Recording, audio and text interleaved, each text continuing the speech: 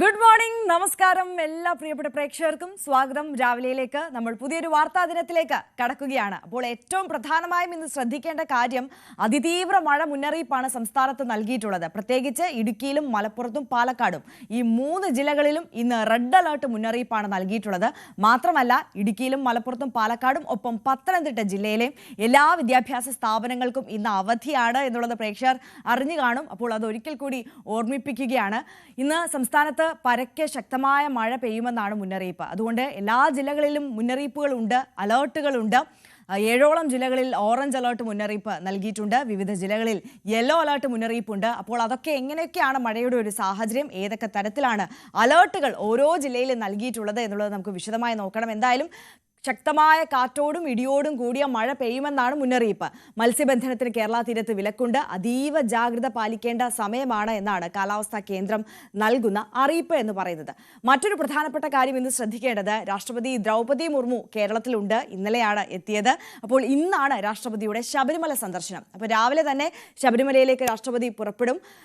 9:10 കൂടി പത്തനംതിട്ട പ്രമാടം ഇൻഡോർ സ്റ്റേഡിയത്തിൽ helicopter land ചെയ്യും എന്നുള്ളതാണ്. അതിനുശേഷം റോഡ് മാർഗമായിരിക്കും ശബരിമലയിലേക്ക് പോവുക. അപ്പോൾ തിരുവനന്തപുരം ജില്ലയിലും പത്തനംതിട്ട ജില്ലയിലും സമാനമായ രീതിയിൽ ഗതാഗത നിയന്ത്രണം ഏർപ്പെടുത്തിയിട്ടുണ്ട്. ശബരിമലയിൽ ഇന്ന് ഭക്തർക്ക് ദർശനത്തിനുള്ള അനുമതിയില്ല, നിയന്ത്രണമുണ്ട് എന്ന ഒരു സാഹചര്യം കൂടിയുണ്ട്. അപ്പോൾ അതുൾപ്പെടെ ഒരുപാട് പ്രധാനപ്പെട്ട വാർത്തകൾ ഇന്ന് പ്രേക്ഷകരെ കാത്തിരിക്കുന്ന ദിവസമാണ്. എല്ലാം നമുക്ക് വിശദമായി നോക്കാം. ആദ്യം തലക്കെട്ടുകൾ.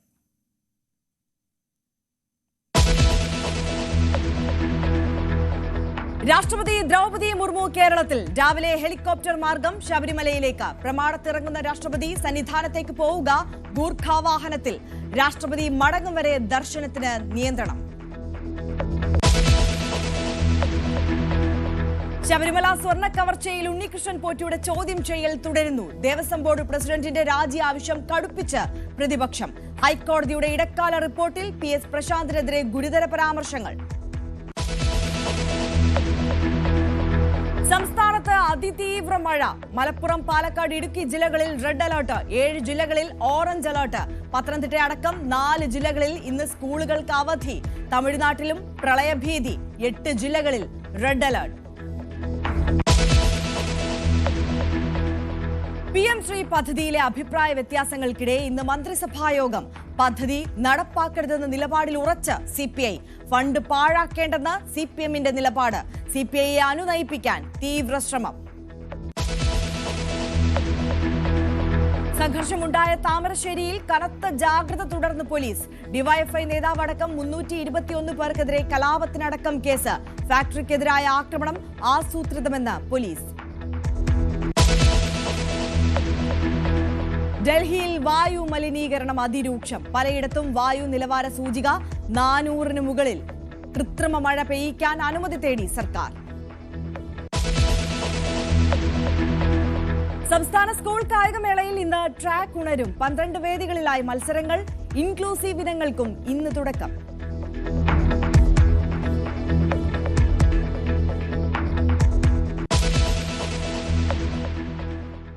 വിശദമായി നോക്കാം ഓരോ വാർത്തകളും. അപ്പോൾ തുടക്കത്തിൽ സൂചിപ്പിച്ചതുപോലെ തന്നെ രാഷ്ട്രപതി ദ്രൗപദി മുർമു കേരളത്തിലുണ്ട്. ഇന്നാണ് ശബരിമല സന്ദർശനം നടത്തുക, ദർശനം നടത്തുക. രാജ്ഭവനിലുള്ള രാഷ്ട്രപതി രാവിലെ 9 മണിയോടെ പത്തനംതിട്ട പ്രമാടം ഇൻഡോർ സ്റ്റേഡിയത്തിൽ എത്തും. കാലാവസ്ഥ പരിഗണിച്ചാണ് ഹെലികോപ്റ്റർ ഇറങ്ങുന്ന സ്ഥലത്തിൽ ഒരു മാറ്റം വന്നിട്ടുള്ളത്. പ്രമാടത്ത് ഹെലികോപ്റ്റർ ഇറങ്ങിയ ശേഷം റോഡ് മാർഗം പമ്പയിലേക്ക് പോകും. 11:50-ന് സന്നിധാനത്തെത്തും. ഗസ്റ്റ് ഹൌസിൽ വിശ്രമിച്ച ശേഷം രാത്രിയോടെ തിരിച്ച് തിരുവനന്തപുരത്ത് എത്തും. അതിനുശേഷം ഗവർണർക്കൊപ്പം അത്താഴ വിരുന്നിലും രാഷ്ട്രപതി പങ്കെടുക്കുന്നുണ്ട്. ഡാൻ കുര്യൻ അല്പസമയത്തിനകം കൂടുതൽ വിവരങ്ങളുമായി നമുക്കൊപ്പം ചേരും. അപ്പോൾ ഞാൻ നേരത്തെ സൂചിപ്പിച്ചതുപോലെ തന്നെ രാഷ്ട്രപതിയുടെ ഈ വരവും ശബരിമല ദർശനവും ഒക്കെയായി ബന്ധപ്പെട്ട് തിരുവനന്തപുരം ജില്ലയിലും പത്തനംതിട്ട ജില്ലയിലും എല്ലാം ഗതാഗതത്തിന് നിയന്ത്രണം ഏർപ്പെടുത്തിയിട്ടുണ്ട്. ഇന്ന് രാവിലെ ഇപ്പോൾ അല്പസമയത്തിനകം തന്നെ രാഷ്ട്രപതി ശബരിമലയിലേക്ക് പുറപ്പെടുമെന്നുള്ളതാണ് മനസ്സിലാക്കുന്നത്. 9:10 കൂടി പത്തനംതിട്ടയ്ക്ക് അടുത്തുള്ള പ്രമാടം ഇൻഡോർ സ്റ്റേഡിയത്തിൽ ഹെലികോപ്റ്ററിൽ ലാൻഡ് ചെയ്യും എന്നുള്ളതാണ് പുതിയ തീരുമാനം. അതിനുശേഷമായിരിക്കും റോഡ് മാർഗം സന്നിധാനത്തേക്ക് പോവുക. അവിടെ നിന്ന് പമ്പയിലെത്തിയ ശേഷം കെട്ട് നിറച്ചതിന് ശേഷം ശബരിമലയിലേക്ക് പോകും എന്നുള്ളതാണ് നിലവിലത്തെ ഒരു ക്രമീകരണം എന്ന് പറയുന്നത്. കൂടുതൽ വിശദാംശങ്ങൾ ഡാൻ കുര്യൻ നമുക്ക് നൽകും. Dan, good morning. എങ്ങനെയാണ് രാഷ്ട്രപതിയുടെ ശബരിമല ദർശനവുമായി ബന്ധപ്പെട്ട് ഗതാഗതത്തിൽ അടക്കം ഏർപ്പെടുത്തിയിട്ടുള്ള നിയന്ത്രണം, മാത്രമല്ല രാഷ്ട്രപതിയുടെ ഈ ശബരിമല ദർശനവുമായി ബന്ധപ്പെട്ടിട്ടുള്ള ഒരു ക്രമീകരണം, ചാർട്ട് എങ്ങനെയാണ്?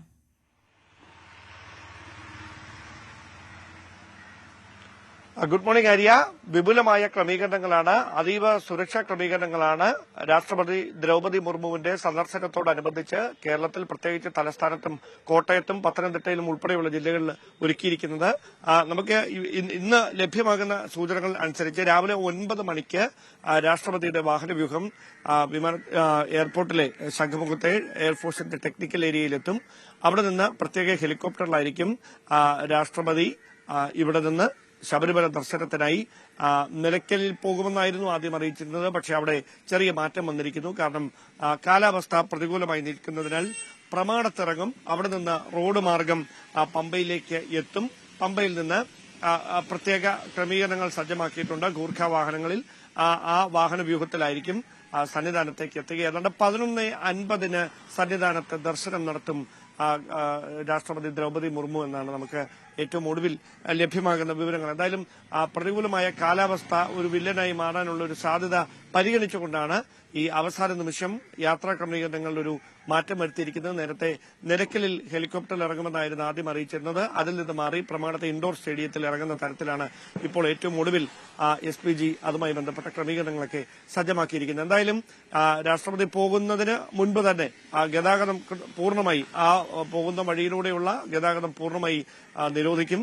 അത് തിരുവനന്തപുരത്തും രാവിലെ അങ്ങനെ തന്നെ ആയിരിക്കും. ഏതാണ്ട് 9 മണിക്ക് ടെക്നിക്കൽ ഏരിയയിലേക്ക് എത്തുമെന്നാണ് നമുക്ക് അറിയാൻ കഴിയുന്നത്. അങ്ങനെയാണെങ്കിൽ അതിന് മുന്നോടിയായി ടെക്നിക്കൽ ഏരിയയ്ക്ക് സമീപത്തുള്ള റോഡുകൾ പൂർണ്ണമായി അടയ്ക്കും.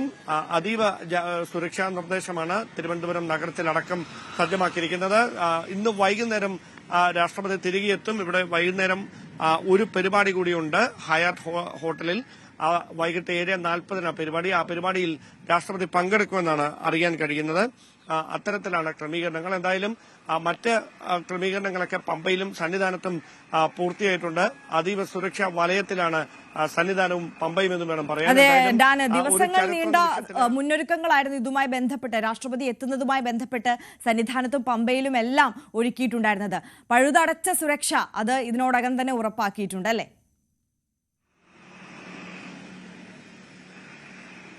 തീർച്ചയായിട്ടും രാഷ്ട്രപതി വരുന്നതിനോടനുബന്ധിച്ച് സാധാരണയായി ഒരുക്കുന്ന സുരക്ഷാ ക്രമീകരണങ്ങളുണ്ട്. SPGയുടെ മേൽനോട്ടത്തിലുള്ള സുരക്ഷാ ക്രമീകരണങ്ങൾ.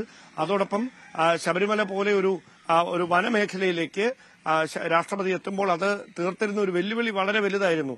എന്തായാലും അതിനിടയിലും പഴുതടച്ച സുരക്ഷ പമ്പയിലും സന്നിധാനത്തുമൊക്കെ സേനകളുടെ നേതൃത്വത്തിൽ സജ്ജമാക്കിയിരിക്കുന്നു എന്നതാണ് എടുത്തു പറയേണ്ടത്. അക്ഷരാർത്ഥത്തിൽ ഒരു ഈച്ചയ്ക്ക് പോലും കടക്കാൻ കഴിയില്ല, അങ്ങനെ പറയുന്നതായിരിക്കും വസ്തുത. അത്രമാത്രം വലിയ സുരക്ഷാ ക്രമീകരണങ്ങളാണ് രാഷ്ട്രപതിയുടെ ശബരിമല സന്ദർശനത്തോട് അനുബന്ധിച്ച് എല്ലാ സ്ഥലങ്ങളിലും സജ്ജമാക്കിയിരിക്കുന്നത്. ഡാൻ, ഒരു കാര്യം കൂടി, അതായത് രാഷ്ട്രപതി ഇന്ന് ശബരിമല ദർശനത്തിന് ശേഷം തിരികെ തിരുവനന്തപുരത്തേക്ക് തന്നെ എത്തുന്നുണ്ട്. നാളെയും ചില പരിപാടികൾ കേരളത്തിലുണ്ട്. അപ്പോൾ അതിന്റെ ഒരു ക്രമീകരണം എങ്ങനെയാണ്? അപ്പോൾ അതുമായി ബന്ധപ്പെട്ട് ഈ തലസ്ഥാനത്തെ ഈ നിയന്ത്രണം, ഗതാഗത നിയന്ത്രണം അടക്കം എത്ര മണിക്കൂർ ഇനി തുടരും എന്നുള്ളതാണ്?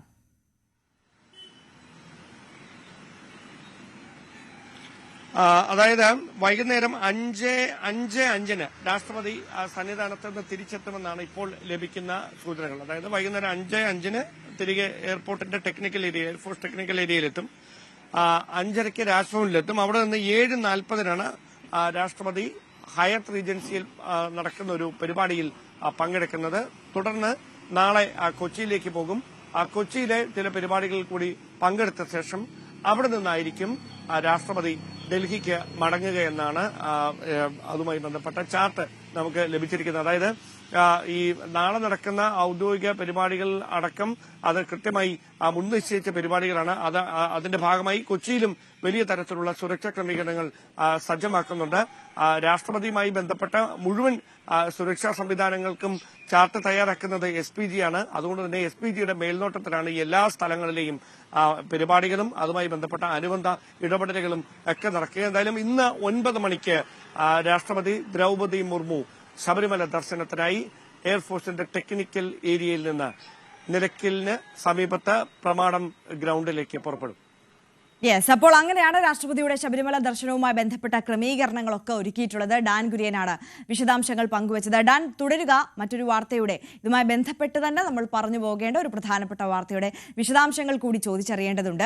ശബരിമല സ്വർണ്ണ മോഷണത്തിൽ ഉണ്ണികൃഷ്ണൻ പോറ്റിയുടെ സാമ്പത്തിക ഇടപാടുകളെക്കുറിച്ച് സഹായി അനന്ത സുബ്രഹ്മണ്യൻ പ്രത്യേക അന്വേഷണ സംഘത്തിന് മൊഴി നൽകിയതായി സൂചന. രാഷ്ട്രപതിയുടെ ശബരിമല സന്ദർശനം പൂർത്തിയായ ശേഷം വിശദമായ തെളിവെടുപ്പിനായി പോറ്റിയെ പത്തനംതിട്ടയിലെത്തിക്കും. കസ്റ്റഡി കാലാവധി പൂർത്തിയാകും മുൻപ് പരമാവധി തെളിവുകൾ ശേഖരിക്കാനുള്ള നീക്കത്തിലാണ് പ്രത്യേക അന്വേഷണ സംഘം. ഉത്തരവാദിത്തത്തിൽ നിന്ന് ബോർഡിന് ഒഴിഞ്ഞു മാറാനാകില്ലെന്ന് ഹൈക്കോടതി വ്യക്തമാക്കിയതോടെ ദേവസ്വം ബോർഡ് പ്രസിഡന്റ് PS പ്രശാന്തിന്റെ രാജി ആവശ്യപ്പെട്ടുകൊണ്ട് പ്രതിപക്ഷം പ്രതിഷേധം ശക്തമാക്കുകയും ചെയ്യും. ഡാൻ കുര്യൻ നമുക്കൊപ്പം തുടരുന്നുണ്ട്. ഡാൻ, ഇതിൽ ആദ്യം ഉണ്ണികൃഷ്ണൻ പോറ്റിയുമായി ബന്ധപ്പെട്ട് ഈ ചോദ്യം ചെയ്യൽ തുടരുമെന്നുള്ളത് പ്രധാനപ്പെട്ട കാര്യമാണ്. അതോടൊപ്പം നിർണായകമായ തെളിവെടുപ്പ് നടക്കേണ്ടതുണ്ട്. മാത്രമല്ല, ഇന്നലെ ഹൈക്കോടതിയിൽ നിന്ന് വന്നിട്ടുള്ള പരാമർശങ്ങൾ അത് ഏറെ ശ്രദ്ധേയമാണ്. അത് ബോർഡിന് ഈ വിഷയത്തിലെ ഉത്തരവാദിത്തത്തിൽ നിന്ന് മാറി നിൽക്കാൻ കഴിയില്ല. മുൻകാലങ്ങളിൽ ഉണ്ടായ പ്രസിഡന്റുമാർക്ക് മാത്രമല്ല PS പ്രശാന്തിനും നിലവിലെ പ്രസിഡന്റിനും വീഴ്ച സംഭവിച്ചിട്ടുണ്ട് എന്നുള്ളത് കോടതി ഇന്നലെ വ്യക്തമാക്കിയ കാര്യമാണ്. എന്തായാലും വിശാലമായ അന്വേഷണം അനിവാര്യമാണ് എന്നുള്ളതാണ് ഹൈക്കോടതി ഇന്നലെ സൂചിപ്പിച്ച കാര്യം. അപ്പോൾ ഇനിയുള്ള ഈ നിയമ നടപടിയുമായി ബന്ധപ്പെട്ട മുന്നോട്ട് പോക്ക് അത് വളരെ നിർണായകമാണ്. ഉദ്യോഗസ്ഥരെയും ബോർഡ് അംഗങ്ങളെയും ഒക്കെ വരും ദിവസങ്ങളിൽ തന്നെ ചോദ്യം ചെയ്യാനുള്ള സാധ്യതയല്ലേ മുന്നിലുള്ളത്?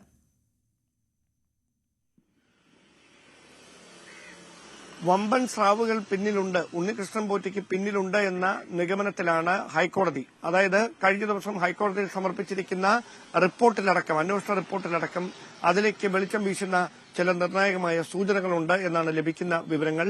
ആ പശ്ചാത്തലത്തിൽ തന്നെയാണ് കോടതിയുടെ ഭാഗത്തുനിന്ന് അത്തരത്തിലൊരു ഗുരുതരമേറിയ ഒരു നിർദ്ദേശം അല്ലെങ്കിൽ അത്തരമൊരു പരാമർശം ഉണ്ടായിരിക്കുന്നത് എന്ന് വേണം പറയാൻ. അതായത് നിലവിലെ ബോർഡ് ഭാരവാഹികൾക്കും ബോർഡ് പ്രസിഡന്റിനും ഒന്നും ഒഴിഞ്ഞു മാറാനാവില്ല എന്ന ഉത്തരവാദിത്തത്തിൽ നിന്ന് എന്ന് പറയുമ്പോൾ അത് കൃത്യമായി ഇതിനോടകം ലഭിച്ചിരിക്കുന്ന വിവരങ്ങളുടെയും കണ്ടെത്തിയ തെളിവുകളുടെയും അടിസ്ഥാനത്തിലാണ് അത്തരമൊരു പരാമർശം കോടതിയുടെ ഭാഗത്തുനിന്ന് ഉണ്ടായതെന്ന് വേണം പറയാൻ. എന്തായാലും രാഷ്ട്രപതിയുടെ സന്ദർശനവുമായി ബന്ധപ്പെട്ട ഔദ്യോഗികമായ ചില പരിപാടികൾ ഈ ഉദ്യോഗസ്ഥർക്കടക്കം പത്തനംതിട്ട ജില്ലയിലുണ്ട്. അതുകൂടി പൂർത്തിയായതിനു ശേഷം അന്വേഷണം പൂർണ്ണമായി പത്തനംതിട്ടയിലേക്ക് ഉൾപ്പെടെ ഉണ്ണികൃഷ്ണൻ പോറ്റിയെ എത്തിച്ച് വിശദമായ തെളിവെടുപ്പും ചോദ്യം ചെയ്യലും ഉൾപ്പെടെയുള്ള കാര്യങ്ങൾ നടത്തേണ്ടതുണ്ട്. ഒരുപക്ഷെ ഈ ഈഞ്ചക്കലിലെ ഓഫീസിൽ ഉണ്ണികൃഷ്ണൻ പോറ്റി തുടരുന്നതിന്റെ കാരണം പോലും ഈ പത്തനംതിട്ടയിൽ ഇതുമായി ബന്ധപ്പെട്ട ക്രമീകരണങ്ങളൊക്കെ നിലനിൽക്കുന്നതുകൊണ്ടാണ്. അതിനുശേഷം അന്വേഷണം മറ്റൊരു തലത്തിലേക്ക്, വിശാലമായ ഒരു തലത്തിലേക്ക് നീങ്ങും. എന്തായാലും ഈ ദേവസ്വം ബോർഡിലെ ജീവനക്കാരായ മുരാരി ബാബുവിനെയും സുനിൽ കുമാറിനെയും ഉടൻ ചോദ്യം ചെയ്യുമെന്ന വിവരം കഴിഞ്ഞ ദിവസം തന്നെ പുറത്തു വന്നിരുന്നു. പക്ഷെ അത് എപ്പോഴെന്ന കാര്യത്തിൽ ഇപ്പോഴും ഒരു അവ്യക്തത തുടരുകയാണ്. അതോ ഇതിനോടകം തന്നെ പ്രാഥമികമായ വിവരശേഖരണം പ്രത്യേക അന്വേഷണ സംഘം നടത്തിയോ എന്ന കാര്യത്തിന് നമുക്കൊരു സ്ഥിരീകരണമില്ല. കാരണം അത്രമാത്രം രഹസ്യാത്മക സ്വഭാവം കാത്തുസൂക്ഷിച്ചുകൊണ്ടാണ് ഈ കേസിന്റെ അന്വേഷണം തുടർന്നുകൊണ്ടിരിക്കുന്നത് എന്നതാണ് വസ്തുത. യെസ്, അത് കോടതി പ്രത്യേകം നിർദ്ദേശിക്കുകയും ചെയ്തിരുന്നു. രഹസ്യാത്മകത സൂക്ഷിക്കണം ഈ കേസിന്റെ അന്വേഷണവുമായി ബന്ധപ്പെട്ട്. മാധ്യമങ്ങളോടടക്കം കൂടുതൽ ഈ കേസിന്റെ വിശദാംശങ്ങൾ, അന്വേഷണ പുരോഗതി ഏത് തരത്തിലാണ് എന്നുള്ളത് വെളിവാക്കേണ്ടതില്ല എന്ന തരത്തിലൊരു നിർദ്ദേശമാണ് ഇന്നലെ കോടതിയിൽ നിന്ന് വന്നത്. അതോടൊപ്പം നമ്മൾ നേരത്തെ സൂചിപ്പിച്ചു പോയ ഒരു കാര്യമാണ് ഡാൻ, അതായത് പ്രതിപക്ഷത്തിന്റെ പ്രതിഷേധം. ഈ വിഷയം വലിയ രീതിയിൽ ഈ തെരഞ്ഞെടുപ്പ് കൂടി അടുത്തിരിക്കുന്ന സമയത്ത് ആയുധമാക്കാൻ പ്രതിപക്ഷം ഒരുങ്ങിയത് നമ്മൾ കണ്ടതാണ്.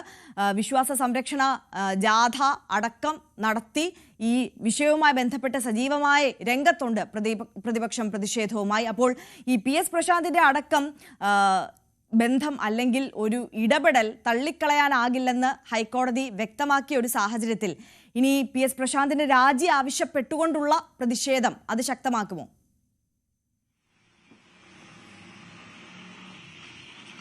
തദ്ദേശ തെരഞ്ഞെടുപ്പിന് ഒരു മാസം മാത്രമാണ് ബാക്കി നിൽക്കുന്നത്. ഒരു മാസം കഷ്ടി എന്ന് വേണം പറയാൻ. അതിനു മുമ്പ് തന്നെ വിജ്ഞാപനം വരും. അതുകൊണ്ട് തന്നെ ഇതിനെ വലിയ തരത്തിൽ പ്രതിപക്ഷം ഒരു രാഷ്ട്രീയ ആയുധമാക്കി ഉപയോഗിക്കുമെന്ന കാര്യത്തിൽ സംശയമൊന്നും വേണ്ട. പക്ഷേ അപ്പോഴും ദേവസ്വം ഭാരവാഹികൾ, അതായത് ദേവസ്വം ബോർഡ് പ്രസിഡന്റ് PS പ്രശാന്തും അദ്ദേഹത്തോടൊപ്പമുള്ളവരും പറയുന്നത് കാത്തിരിക്കൂ 6 ആഴ്ച, ഇപ്പോൾ 10 ദിവസമല്ലേ കഴിഞ്ഞിട്ടുള്ളൂ. ആ ഒരു 6 ആഴ്ച കാത്തിരുന്നതിന് ശേഷം എന്താണ് കോടതിയുടെ ഭാഗത്തു നിന്നുണ്ടാകുന്ന നിരീക്ഷണം ഈ സമഗ്രമായ റിപ്പോർട്ട് സമർപ്പിക്കുമ്പോൾ അപ്പോൾ എല്ലാ കാര്യങ്ങളും വ്യക്തമാകും. അതുവരെ മാത്രമേ ഈ പുകമറയൊക്കെ സൃഷ്ടിക്കാൻ കഴിയൂ ആരോപണങ്ങളിലൂടെ എന്ന തരത്തിലുള്ള ഒരു നിലപാടിലാണ് ദേവസ്വം ബോർഡ് പ്രസിഡന്റ് ഉൾപ്പെടെ. എന്തായാലും അന്വേഷണത്തോട് പൂർണ്ണമായി സഹകരിക്കുമെന്ന ആദ്യഘട്ടം മുതൽ തന്നെ ദേവസ്വം ബോർഡ് പ്രസിഡന്റും ഭാരവാഹികളുമൊക്കെ അറിയിച്ചുകൊണ്ടിരുന്നതാണ്. എന്തായാലും സമഗ്രമായൊരു അന്വേഷണമാണ് നടക്കുന്നത്. അതുകൊണ്ട് ദേവസ്വം ബോർഡ് പ്രസിഡന്റ് രാജി ആവശ്യപ്പെട്ടുകൊണ്ടുള്ള പ്രതിഷേധം പ്രതിപക്ഷവും ശക്തമാക്കും. തീർച്ചയായും ഡാൻ കുര്യനാണ് വിശദാംശങ്ങളുമായി തിരുവനന്തപുരത്ത് നിന്ന് ചേർന്നത്.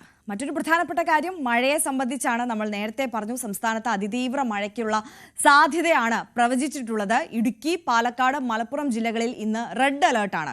പത്തനംതിട്ട, ആലപ്പുഴ, കോട്ടയം, എറണാകുളം, തൃശൂർ, കോഴിക്കോട്, വയനാട് എന്നീ ജില്ലകളിൽ തീവ്ര മഴയ്ക്ക് സാധ്യതയുള്ളതിനാൽ ഓറഞ്ച് അലേർട്ടും പ്രഖ്യാപിച്ചിട്ടുണ്ട്. മറ്റ് 4 ജില്ലകളിൽ യെല്ലോ അലേർട്ടാണ്. മലയോര മേഖലയിൽ കനത്ത ജാഗ്രതാ നിർദ്ദേശവുമുണ്ട്. CV അനുമോദും പ്രിൻസ് ജെയിംസും മനോജ് പുനലൂരും നമുക്കൊപ്പം കൂടുതൽ വിശദാംശങ്ങളുമായി വിവിധ മേഖലകളിൽ നിന്ന് ചേരും. ആദ്യം ഇടുക്കിയിലേക്കാണ് പോകുന്നത്. പ്രിൻസ് ജെയിംസ് ഉണ്ട്. Prince, good morning. അതിതീവ്ര മഴ മുന്നറിയിപ്പാണ് ഇടുക്കിയിലുള്ളത്. കഴിഞ്ഞ ദിവസങ്ങളിലെല്ലാം അതിശക്തമായ മഴയായിരുന്നു. മഴക്കെടുതി എത്രത്തോളം രൂക്ഷമായിരുന്നു എന്നുള്ളത് നമ്മൾ കണ്ടതാണ്. കഴിഞ്ഞ രാത്രിയൊക്കെ എങ്ങനെയായിരുന്നു സാഹചര്യം? കഴിഞ്ഞ രാത്രിയൊക്കെ അല്പം മഴ കുറവുണ്ടായിരുന്നു എന്ന് വേണം നമുക്ക് പറയാൻ. കാരണം കഴിഞ്ഞ ദിവസങ്ങളിലൊക്കെ അപേക്ഷിച്ച് മഴയിൽ കുറവുണ്ടായിരുന്നു. ഇടവിട്ട് ചെറിയ മഴ പെയ്യുന്നതല്ലാതെ അതിശക്തമായ മഴ ഇന്നലെ ഉണ്ടായിരുന്നില്ല. നിലവിൽ ഇപ്പോൾ മഴ പെയ്യുന്നില്ല. മിക്ക പ്രദേശങ്ങളിലും ശാന്തമായ ഒരവസ്ഥയാണുള്ളത്. എന്നാൽ വരും മണിക്കൂറുകളിലൊക്കെ മഴ അതിശക്തമാവുമെന്നാണ് പ്രതീക്ഷിക്കുന്നത്, കരുതുന്നത്. അതിതീവ്ര മഴയാണ് ജില്ലയിൽ ഉണ്ടാകുമെന്നാണ് കരുതുന്നത്. എന്തായാലും അതിനുള്ള മുന്നൊരുക്കങ്ങളൊക്കെ സ്വീകരിച്ചിട്ടുണ്ട്, നിർദ്ദേശങ്ങളൊക്കെ നൽകിയിരിക്കുന്നു. ജില്ലയിലെ ജലവിനോദങ്ങളടക്കമുള്ള ടൂറിസം ആക്ടിവിറ്റികളെല്ലാം താൽക്കാലികമായി നിരോധിച്ചിട്ടുണ്ട്. അതായത് kayaking, boating, trekking, jeep safari തുടങ്ങിയുള്ള എല്ലാവിധ വിനോദസഞ്ചാര ആക്ടിവിറ്റികൾക്കും നിരോധനം ഏർപ്പെടുത്തിയിട്ടുണ്ട്. ടൂറിസം കേന്ദ്രങ്ങൾ പൂർണ്ണമായും അടച്ച ഒരു സാഹചര്യമാണോ പ്രിൻസ്? തീർച്ചയായും അത്തരത്തിൽ, അതായത് വലിയ മഴയ്ക്കൊരു സാധ്യത ഉള്ളതിനാൽ എല്ലാവിധ ടൂറിസം ആക്ടിവിറ്റികളും, പ്രധാനപ്പെട്ട എല്ലാവിധ ടൂറിസം ആക്ടിവിറ്റികളും നിരോധിച്ചുകൊണ്ടുള്ള ഒരു നിരോധിച്ചിട്ടുണ്ട്. അതായത് പ്രധാനമായും ജലവിനോദങ്ങൾ പോലുള്ള ടൂറിസം ആക്ടിവിറ്റികളെല്ലാം നടത്തുന്നതിന് നിർദ്ദേശം നൽകിയിട്ടുണ്ട്. ടൂറിസം കേന്ദ്രങ്ങൾക്കെല്ലാം നിർദ്ദേശം നൽകിയിട്ടുണ്ട്.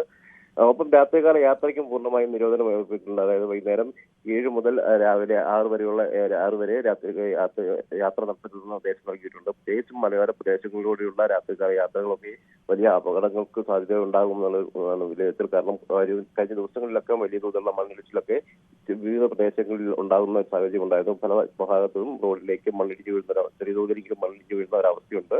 അത് കനത്ത മഴ ഉള്ള സാഹചര്യത്തിൽ വീണ്ടും മണ്ണിടിച്ചിൽ ശക്തമായ സാധ്യത കൂടി കണക്കിലെടുത്താണ് ഇത്തരത്തിലൊരു നിർദ്ദേശങ്ങളൊക്കെ. ഈ മണ്ണിടിച്ചിൽ, ഉരുൾപൊട്ടൽ സാധ്യതയൊക്കെ നിലനിൽക്കുന്നതിനാൽ ഈ കുടുംബങ്ങളെയൊക്കെ മാറ്റി പാർപ്പിക്കുക, അത്തരത്തിലുള്ള മുന്നൊരുക്കങ്ങളൊക്കെ ഇതിനോടകം കൈക്കൊണ്ടിട്ടുണ്ടോ? ഉരുൾപൊട്ടൽ സാധ്യതയുള്ള മേഖലകളിലൊക്കെ മുന്നറിയിപ്പുകൾ നൽകിയിട്ടുണ്ട്. ആവശ്യമെങ്കിൽ ആളുകളൊന്നും മാറി താമസിക്കാനുള്ള നിർദ്ദേശങ്ങളൊക്കെ നൽകിയിട്ടുണ്ട്. നിലവിൽ ആളുകളെയൊന്നും മാറ്റി പാർപ്പിച്ചിട്ടില്ല. ഒപ്പം ക്യാമ്പുകളൊന്നും ഇതുവരെ ആരംഭിച്ചിട്ടില്ല. എങ്കിലും ആവശ്യമെങ്കിൽ വീടുകളിലൊക്കെ മാറി താമസിക്കണമെന്ന് ആവശ്യപ്പെട്ടിട്ടുണ്ട്. പ്രത്യേകിച്ചും ഉരുൾപൊട്ടൽ സാധ്യതയുള്ള മേഖലകളിൽ നിന്നൊക്കെ. എന്തായാലും എല്ലാ മേഖലകളിലും ജാഗ്രതാ നിർദ്ദേശങ്ങൾ നൽകിയിട്ടുണ്ട്. എന്നാൽ കഴിഞ്ഞ ദിവസങ്ങളൊക്കെ അപേക്ഷിച്ച് ഇപ്പോൾ മഴയ്ക്ക് നേരിയ കുറവുണ്ട്. അത് വലിയ ആശ്വാസകരമാണ്. കഴിഞ്ഞ ദിവസങ്ങളിലൊക്കെ ഇന്നലെ രാവിലെ മുതൽ മഴ ആരംഭിക്കുന്ന സാഹചര്യം ഉണ്ടായിരുന്നെങ്കിലും ശക്തമായ മഴ ഉണ്ടായിരുന്നില്ല. എന്നാൽ രാത്രികാലങ്ങളിൽ മഴയ്ക്ക് അല്പം കുറവുണ്ടായിരുന്നു. എന്നാൽ കഴിഞ്ഞ ദിവസങ്ങളിലെല്ലാം അതിശക്തമായ അതിതീവ്ര മഴയാണ് രാത്രികാലങ്ങളിൽ പെയ്തത്. നിലവിൽ മഴയ്ക്ക് അല്പം കുറവുണ്ട്. എന്നാൽ വൈകുന്നേരങ്ങളുടെ മഴ ശക്തമാകുമെന്നാണ് കരുതുന്നത്. അപ്പം സ്കൂളുകൾക്ക് അവധി അടക്കമുള്ള കാര്യങ്ങളും ഏർപ്പെടുത്തിയിട്ടുണ്ട്. അപ്പം മറ്റൊരു കാര്യം കൂടി നമുക്ക് പറയാനുള്ളത്, മുല്ലപ്പെരിയാറിലെ അടക്കമുള്ള ജലനിരപ്പിന്റെ ഒരു കാര്യമുണ്ട്. മുല്ലപ്പെരിയാറിലെ ഇതിൽ നിന്നും പുറത്തേക്ക് വെള്ളം ഒഴുകുന്നതിന്റെ അളവ് നേരിയ തോതിൽ കുറച്ചിട്ടുണ്ട്. നിലവിൽ 4400 ക്യൂസെക്സോളം വെള്ളമാണ് 13 സ്പിൽവേ ഷട്ടറുകളിലൂടെ പെരിയാർ നദിയിലേക്ക് ഒഴുകുന്നത്. ഒപ്പം 1600 ക്യൂസെക്സോളം വെള്ളം തമിഴ്നാട് ടണൽ മാർഗം കൊണ്ടുപോകുന്നുണ്ട്. എന്നാൽ അത് ആനുപാതികമായി മാത്രമേ വെള്ളം ഇപ്പോൾ മുല്ലപ്പെരിയാർ അണക്കെട്ടിലേക്ക് ഒഴുകിയെത്തുന്നുള്ളൂ. നിലവിൽ ജലനിരപ്പ് 132.5 അടിയിലേക്ക് താഴ്ന്നിട്ടുണ്ട്. കഴിഞ്ഞ ദിവസം 139.5 അടി വരെ ഉയർന്ന ഒരവസ്ഥയുണ്ടായിരുന്നു. അതിശക്തമായ നീരൊഴുക്കാണ് പെരിയാർ വനമേഖലയിൽ നിന്നൊക്കെ ജലാശയത്തിലേക്ക് ഉണ്ടായിരുന്നത്. എന്നാൽ ആ നീരൊഴുക്കിലൊക്കെ അല്പം കുറവ് ഉണ്ടായിട്ടുണ്ട്. അതുകൊണ്ട് തന്നെയാണ് നിലവിൽ മുല്ലപ്പെരിയാറിൽ നിന്നും വെള്ളം പുറത്തേക്ക് ഒഴുക്കുന്ന അളവ് കുറച്ചിരിക്കുന്നത്. എന്നാൽ വരും മണിക്കൂറിലൊക്കെ മഴ ശക്തമായി തുടരുന്ന സാഹചര്യം ഉണ്ടായാൽ വീണ്ടും കൂടുതൽ വെള്ളം പുറത്തേക്ക് പെരിയാറിലേക്ക് ഒഴുക്കേണ്ട ഒരു സാഹചര്യം ഉണ്ടാവും. കഴിഞ്ഞ ദിവസങ്ങളിലൊക്കെ പെരിയാറിന്റെ ജലനിരപ്പ് ഉയരുകയും ഒപ്പം മുല്ലപ്പെരിയാർ അണക്കെട്ടിൽ നിന്ന് വെള്ളം കൂടുതലായി ഒഴുകുകയും ചെയ്തൊരവസ്ഥയിൽ തീരപ്രദേശങ്ങളിലെ വീടുകളിലേക്കൊക്കെ വെള്ളം കയറുന്ന അവസ്ഥയുണ്ടായിരുന്നു. പ്രത്യേകിച്ചും വണ്ടിപ്പെരിയാറ്, വാളാദ്യ, വള്ളക്കടവ് തുടങ്ങിയ മേഖലകളിലൊക്കെ വീടുകളിലേക്കും സ്ഥാപനങ്ങളിലേക്കും ഒക്കെ വെള്ളം കയറുന്ന ഒരു അവസ്ഥയുണ്ടായിരുന്നു. ഒരു മണിക്കൂറുകളിൽ മഴ വീണ്ടും ശക്തമാകുന്ന സാഹചര്യം ഉണ്ടായാൽ കൂടുതൽ വെള്ളം ഒഴുക്കേണ്ട അവസ്ഥ ഉണ്ടാകും. അതായത് നിലവിൽ മുല്ലപ്പെരിയാർ അണക്കെട്ടിൽ നിന്നും പുറത്തേക്ക് ഒഴുക്കുന്ന വെള്ളത്തിന്റെ അളവ് നേരിയ തോതിൽ കുറച്ചിട്ടുണ്ട്. ആര്യ, പ്രിൻസ് ജെയിംസ് ആണ് ഇടുക്കിയിൽ നിന്ന് വിവരങ്ങൾ പങ്കുവച്ചത്. അതാണ് ഇടുക്കിയുടെ ഒരു സാഹചര്യം. നിലവിൽ മഴയ്ക്ക് അല്പം ഒരു ശമനമുണ്ട്. അതിതീവ്ര മഴ എന്ന് പറയുന്ന ഒരു സാഹചര്യം ഇല്ല. കഴിഞ്ഞ രാത്രിയൊക്കെ അപേക്ഷിച്ച് നോക്കുമ്പോൾ അതാണ് സാഹചര്യം. എന്തായാലും ഇടുക്കിയിലെ വിദ്യാഭ്യാസ സ്ഥാപനങ്ങൾക്കൊക്കെ ഇന്ന് അവധിയാണ്. അതീവ ജാഗ്രത വേണമെന്നുള്ള നിർദ്ദേശമാണ് നൽകിയിട്ടുള്ളത്. രാത്രികാല യാത്ര അവിടെ ഒഴിവാക്കണം. മണ്ണിടിച്ചിൽ സാധ്യത ഉള്ളതിനാൽ തന്നെ പ്രത്യേകമായ ജാഗ്രത പാലിക്കണം എന്നുള്ള നിർദ്ദേശവും നൽകിയിട്ടുണ്ട്. ഇനി നമുക്ക് കൊല്ലത്തേക്കൊന്ന് പോകാം. മനോജ് പുനലൂർ നമുക്കൊപ്പം ചേരുകയാണ്. Manoj, good morning. എങ്ങനെയാണ് കൊല്ലത്തെ ഒരു മഴയുടെ സാഹചര്യം? Good morning Arya. മറ്റു ജില്ലകളെ അപേക്ഷിച്ച് കൊല്ലം ജില്ലയുടെ കിഴക്കൻ മലയോര മേഖലയിൽ മഴയ്ക്ക് നേരിയ ശമനമുണ്ടായിട്ടുണ്ട്. അപകടകരമായ നിലയിൽ മഴ പെയ്യുന്നില്ലെങ്കിലും നിർത്താതെ മഴ പെയ്യുന്നുണ്ട്. പുനലൂർ പത്തനാപുരം താലൂക്കിലെ മലയോര മേഖലകളിൽ മഴ ഗതാഗതത്തെയും കൃഷിയെയും സാരമായി ബാധിച്ചിട്ടുണ്ട്. പുന്നല, കടശ്ശേരി, ഏരൂർ, വിളക്കുപാറ മേഖലകളിൽ പെയ്യുന്ന മഴ കൃഷിയിടങ്ങളിൽ ചെറിയ തോതിൽ നാശം വിതച്ചിട്ടുണ്ട്. മരച്ചീനി, വാഴ എന്നിവ കാറ്റത്ത് ഒടിച്ചു വീഴുകയും വയലുകളിൽ വെള്ളം കയറി നശിക്കുകയും ചെയ്യുന്ന അവസ്ഥയാണ് നിലവിലിപ്പോഴുള്ളത്. കിഴക്കൻ മലയോര മേഖലയിൽ മഴ ശക്തമായതനുസരിച്ച് കല്ലടയാറിന്റെ ജലനിരപ്പ് ഉയർന്നിട്ടുണ്ട്.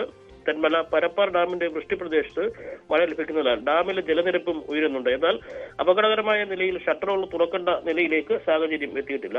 പുനലൂർ ചെങ്കോട്ട റെയിൽപാതയിൽ ആര്യങ്കാവ് തുരങ്കത്തിന് ഭാഗത്ത് വെച്ച് ചെറിയ തോതിൽ മണ്ണിടിച്ചിലുണ്ടായെങ്കിലും റെയിൽ ഗതാഗതത്തെ അത് ബാധിച്ചിട്ടില്ല. അതുപോലെ തന്നെ വിളക്കുടി, പത്തനാപുരം നിയോജക മണ്ഡലത്തിലെ വിളക്കുടി ഗ്രാമപഞ്ചായത്തിലെ ആവടീശ്വരം റെയിൽവേ സ്റ്റേഷൻ ഭാഗത്തും കുളപ്പുറം ഭാഗത്തും വയലുകളിൽ വലിയ തോതിൽ വെള്ളക്കെട്ട് അനുഭവപ്പെടുകയും ഇനിയും മഴ ശക്തമാവുകയാണെങ്കിൽ ഇവിടെ നിന്നും ആളുകളെ മാറ്റി താമസിപ്പിക്കേണ്ട ഒരവസ്ഥയിലേക്ക് കാര്യങ്ങൾ എത്തുകയും ചെയ്തിട്ടുണ്ട്. കൂടാതെ കരവാളൂർ ഗ്രാമപഞ്ചായത്തിലെ വെഞ്ചേമ്പ് ഉരുൾപൊട്ടൽ ഉണ്ടായ ഭാഗത്ത്, ആഴ്ചകൾക്ക് മുമ്പ് ഉരുൾപൊട്ടൽ ഉണ്ടായ ഭാഗത്ത് നിന്ന് 9 കുടുംബങ്ങളെ മാറ്റി പാർപ്പിക്കണമെന്നുള്ള ഉദ്യോഗസ്ഥരുടെ നിർദ്ദേശം ഗ്രാമപഞ്ചായത്തിന് ഇതുവരെ പാലിക്കാൻ സാധിച്ചിട്ടില്ല. മഴ ശക്തമാവുകയാണെങ്കിൽ ഈ പ്രദേശത്തുള്ളവരും ജാഗ്രത പാലിക്കേണ്ട ഒരു അവസ്ഥയാണ് നിലവിലുള്ളത്.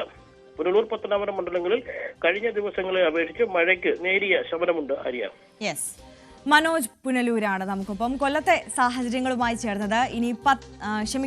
ഇനി പോകുന്നത് മലപ്പുറം ജില്ലയിലേക്കാണ്. CV അനുമോദ് നമുക്കൊപ്പം അവിടെ നിന്ന് ചേരുന്നുണ്ട്. Anumod, good morning. എങ്ങനെയുണ്ട് മലപ്പുറത്തെ മഴയുടെ ഒരു സാഹചര്യം? കഴിഞ്ഞ ദിവസം രാത്രിയൊക്കെ അതിശക്തമായ മഴയായിരുന്നോ?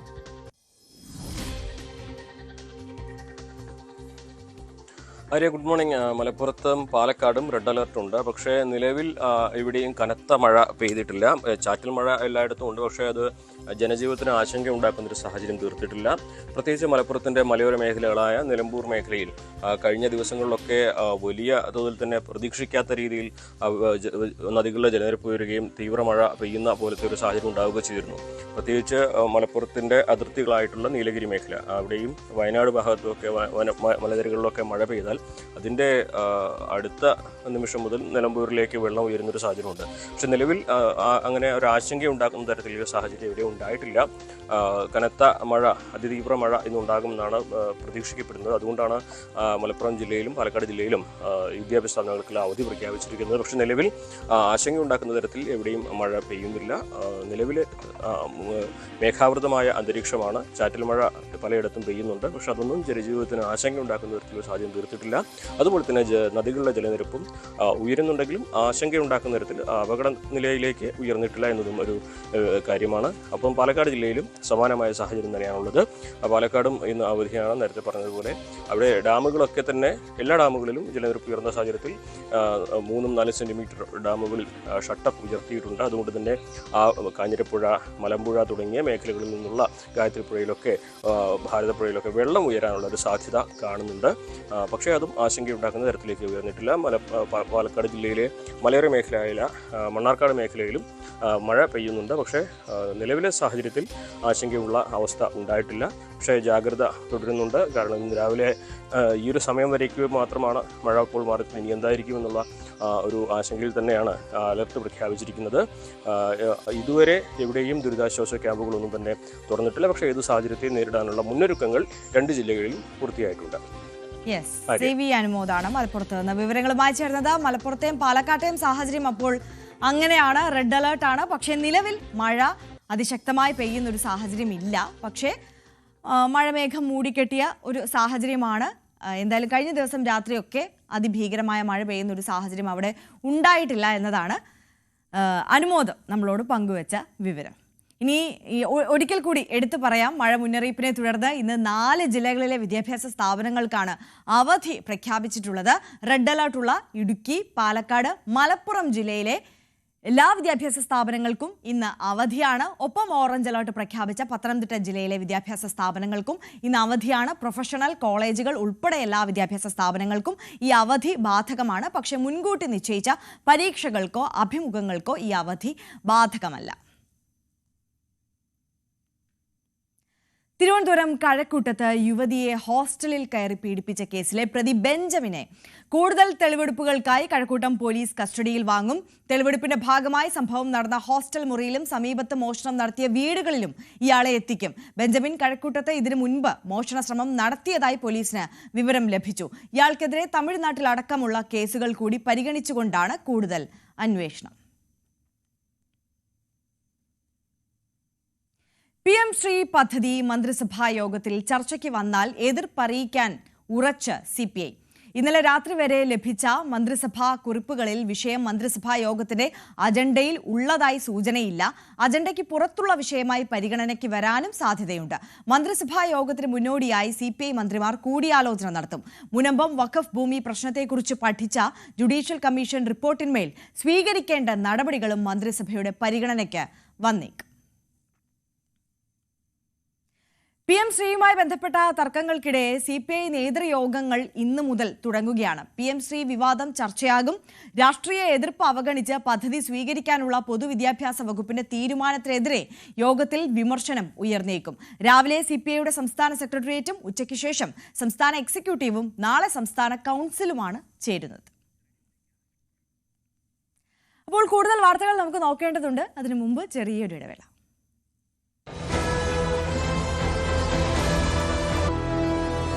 Welcome back. വീണ്ടും വാർത്തകളിലേക്ക്. ഹമാസിനെതിരെയുള്ള ഭീഷണി തുടർന്ന് US പ്രസിഡന്റ് ഡൊണാൾഡ് ട്രംപ് സമാധാന കരാർ കൃത്യമായി പാലിച്ചില്ലെങ്കിൽ മിഡിൽ ഈസ്റ്റ് രാജ്യങ്ങൾ ഹമാസിനെ ആക്രമിക്കുമെന്ന് മുന്നറിയിപ്പ്. ട്രൂത്ത് സോഷ്യൽ വഴിയായിരുന്നു ട്രംപിന്റെ പ്രതികരണം. ഇതിനിടെ ഇസ്രായേൽ ഹമാസ് വെടിനിർത്തലും സമാധാന പദ്ധതിയും സുഗമമായി മുന്നോട്ടു പോകുമെന്ന് US vice president JD Vance വ്യക്തമാക്കി. ഇസ്രായേൽ ഹമാസ് സംഘർഷങ്ങൾ വീണ്ടും രൂക്ഷമാകുന്നതിനിടെ JD വാൻസ് ഇസ്രായേലിൽ എത്തി. President Trump's historic peace plan in the Middle East, and things are going, frankly, better than I expected that they were. This is a very, very tough situation. You have two peoples, two enemies who have fought a very tough conflict against each other. You have a terrorist organization on one hand that murdered a lot of innocent people. You've got an Israeli army that was defending itself on the other, that has learned a lot over the past couple of years. And then, of course, you have an innocent civilian population in Gaza that's caught in the middle. It is a focus of everybody here to get those bodies back home to their families so that they can have a proper burial. Now, that said, this is difficult. This is not going to happen overnight. Some of these hostages are buried under thousands of pounds of rubble. Some of the hostages, nobody even knows where they are. That doesn't mean we shouldn't work to get them, and that doesn't mean we don't have confidence that we will. It's just a reason to counsel in favor of a little bit of patience. Ajay Sudha Biju ഉണ്ട് international ഡെസ്കിൽ നിന്ന് കൂടുതൽ വിവരങ്ങളുമായി. Ajay, good morning. ഈ Gaza സമാധാന പദ്ധതിയിൽ നിന്നും കരാറിലെ വ്യവസ്ഥയിൽ നിന്നുമൊക്കെ ഹമാസും ഇസ്രായേലും ഒക്കെ പിന്നോട്ട് നടക്കുകയാണ്. ആക്രമണം വീണ്ടും രൂക്ഷമാകുന്ന സാഹചര്യം. പക്ഷെ അപ്പോഴും പ്രതീക്ഷ കൈവിടുന്നില്ല അമേരിക്ക എന്നാണോ? ഈ ട്രംപിന്റെ ഭീഷണിയൊക്കെ വിലപ്പോകുമോ ഇനി? ആര്യ, ഈ സമാധാന കരാർ നിലവിൽ വന്നപ്പോൾ തന്നെ അതിൻ്റെ വ്യവസ്ഥകളെപ്പറ്റി പല ആശങ്കകളും നിലനിൽക്കുന്നുണ്ടായിരുന്നു. പ്രധാനമായിട്ടും ഈ ബന്ദികളെ കൈമാറുന്നതും അതുപോലെ തന്നെ ഈ മൃതദേഹങ്ങൾ കൈമാറുന്നതുമായി ബന്ധപ്പെട്ട് ഒരു കൃത്യമായ സമയപരിധി ഇവർക്കിടയിൽ നിശ്ചയിച്ചിരുന്നില്ല. അതുപോലെ തന്നെ ഈ ഹമാസിൻ്റെ നിരായുധീകരണം ഇത് സംബന്ധിച്ചും വ്യക്തമായിട്ടുള്ളൊരു ധാരണ അതുണ്ടായിരുന്നില്ല. എത്ര സമയം കൊണ്ട് നിരായുധീകരിക്കണം എന്നുള്ള കാര്യങ്ങളിലൊന്നും ഒരു വ്യക്തതയില്ലായിരുന്നു. അപ്പോൾ ഇതേ തുടർന്നുള്ള പ്രശ്നങ്ങൾ അത് ഇപ്പോഴും ഈ ഗാസ ഗാസയിൽ നിലനിൽക്കുന്നുണ്ട് എന്ന് തന്നെ നമുക്ക് മനസ്സിലാക്കാൻ സാധിക്കും. ഇതിനിടയിലാണ് ഇരു രാജ്യങ്ങൾക്കുമിടയിൽ ഇപ്പോൾ ഇസ്രായേലിനുമിടയിലും അതുപോലെ തന്നെ ഇപ്പോൾ ഹമാസിനുമിടയിലും സംഘർഷങ്ങൾ കഴിഞ്ഞ ദിവസം രൂക്ഷമായി വന്നത്. കഴിഞ്ഞ ദിവസം ഇസ്രായേൽ ഈ ഗാസയിലെ പല മേഖലകളിലും ഈ എയർ സ്ട്രൈക്ക് ഉൾപ്പെടെ നടത്തുന്ന ഒരു സാഹചര്യമുണ്ടായിരുന്നു. ഇത് നിരവധി പേരുടെ മരണത്തിലേക്ക് ഉൾപ്പെടെ നയിച്ചു. റഫ അതിർത്തിയിൽ 2 ഇസ്രായേലി സൈനികർ ഹമാസിൻ്റെ വെടിയേറ്റ് കൊല്ലപ്പെട്ടു എന്ന് ഇസ്രായേൽ ആരോപിക്കുന്നു. എന്നാൽ ഹമാസ് ഇത് നിഷേധിക്കുന്ന ഒരു സാഹചര്യമുണ്ട്. ഇത്തരത്തിൽ നിരവധി സംഘർഷങ്ങൾ മേഖലയിൽ ഇപ്പോഴും നടക്കുന്നുണ്ട്. ഈ വെടിനിർത്തൽ കരാർ നിലവിൽ വന്നതിന് ശേഷം ഇസ്രായേൽ ഇതുവരെ 100 പലസ്തീനികളെ കൊന്നു എന്നാണ് ഇപ്പോൾ അനൗദ്യോഗിക കണക്കുകൾ വ്യക്തമാക്കുന്നത്. അപ്പോൾ ഈ സംഘർഷം നീണ്ടു നിൽക്കുന്ന സാഹചര്യത്തിൽ ഇതിനു മുൻപും പ്രസിഡന്റ് ഡൊണാൾഡ് ട്രംപ് ഹമാസിനെതിരെ ഭീഷണിയുമായി രംഗത്തെത്തിയിരുന്നു.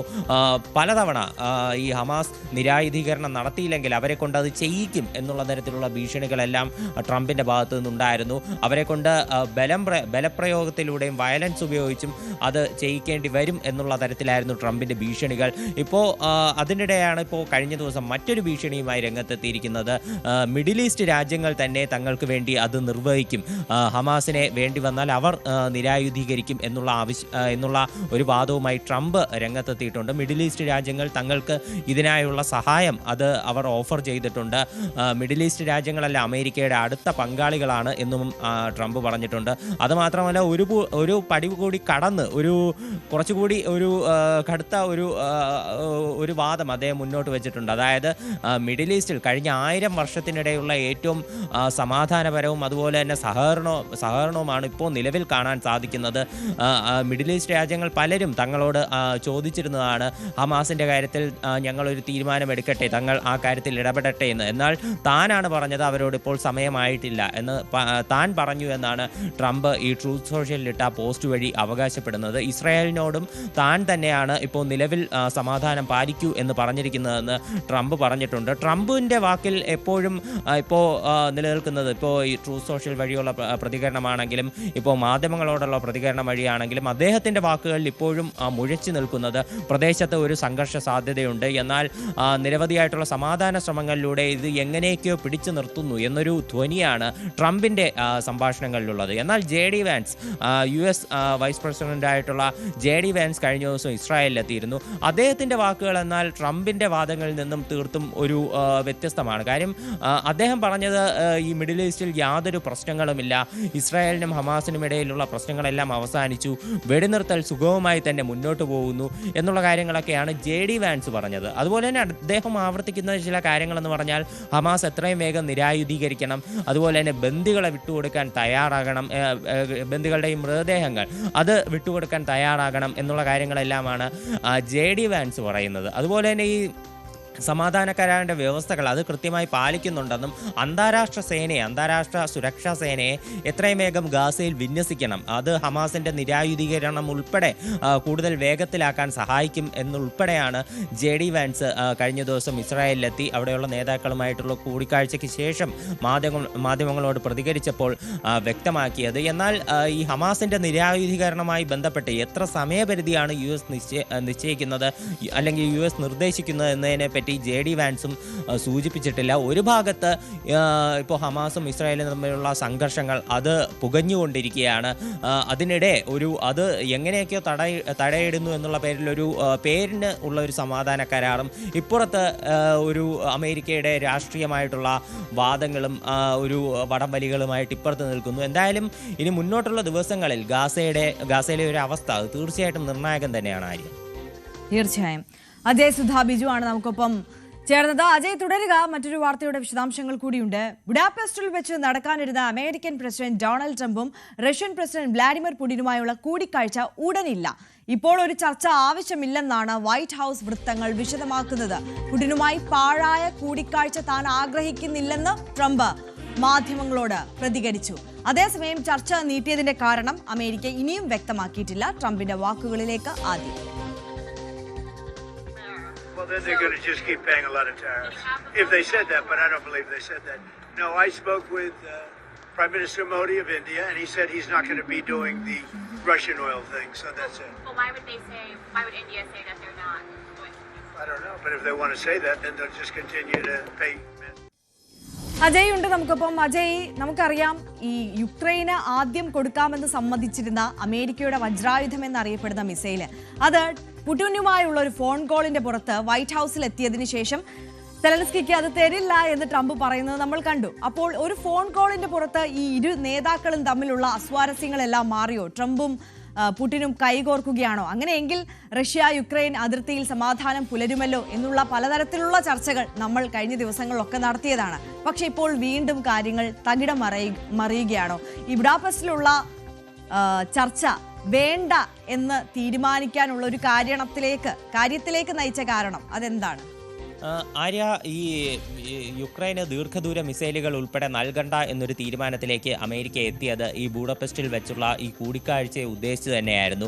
അതുപോലെ തന്നെ ഈ സെലൻസ്കിയുമായി കൂടിക്കാഴ്ച നടത്തുന്നതിന് മുൻപായിട്ട് പുടിൻ ട്രംപിനെ വിളിച്ച് ദീർഘനേരം സംസാരിച്ചിരുന്നു. അപ്പോൾ ഈ ഒരു ഇരുവരും തമ്മിലുള്ള ഫോൺ സംഭാഷണത്തിൽ ഉൾപ്പെടെ ഈ മിസൈലുകൾ നിലവിൽ നൽകണ്ട എന്നുള്ള ധാരണയിലേക്ക് എത്തി വളരെ സുഗമമായി ഈ സമാധാനത്തിൻ്റെ ഒരു വഴിയെ മുന്നോട്ട് പോകുന്നു എന്നാണ് നമ്മളെല്ലാവരും വിചാരിച്ചത്. എന്നാൽ അപ്രതീക്ഷിതമായിട്ട് കഴിഞ്ഞ ദിവസമാണ് ഇത്തരത്തിൽ ഈ നിലവിൽ ഈ ട്രംപും പുടിനും ബൂഡാപെസ്റ്റിൽ വെച്ച് കൂടിക്കാഴ്ച നടത്തില്ല എന്നൊരു വിവരം പുറത്തേക്ക് വരുന്നത്. ഇതിൻ്റെ വ്യക്തമായിട്ടുള്ള കാരണം എന്താണെന്ന് നമുക്ക് ഇതുവരെയും അറിയില്ല.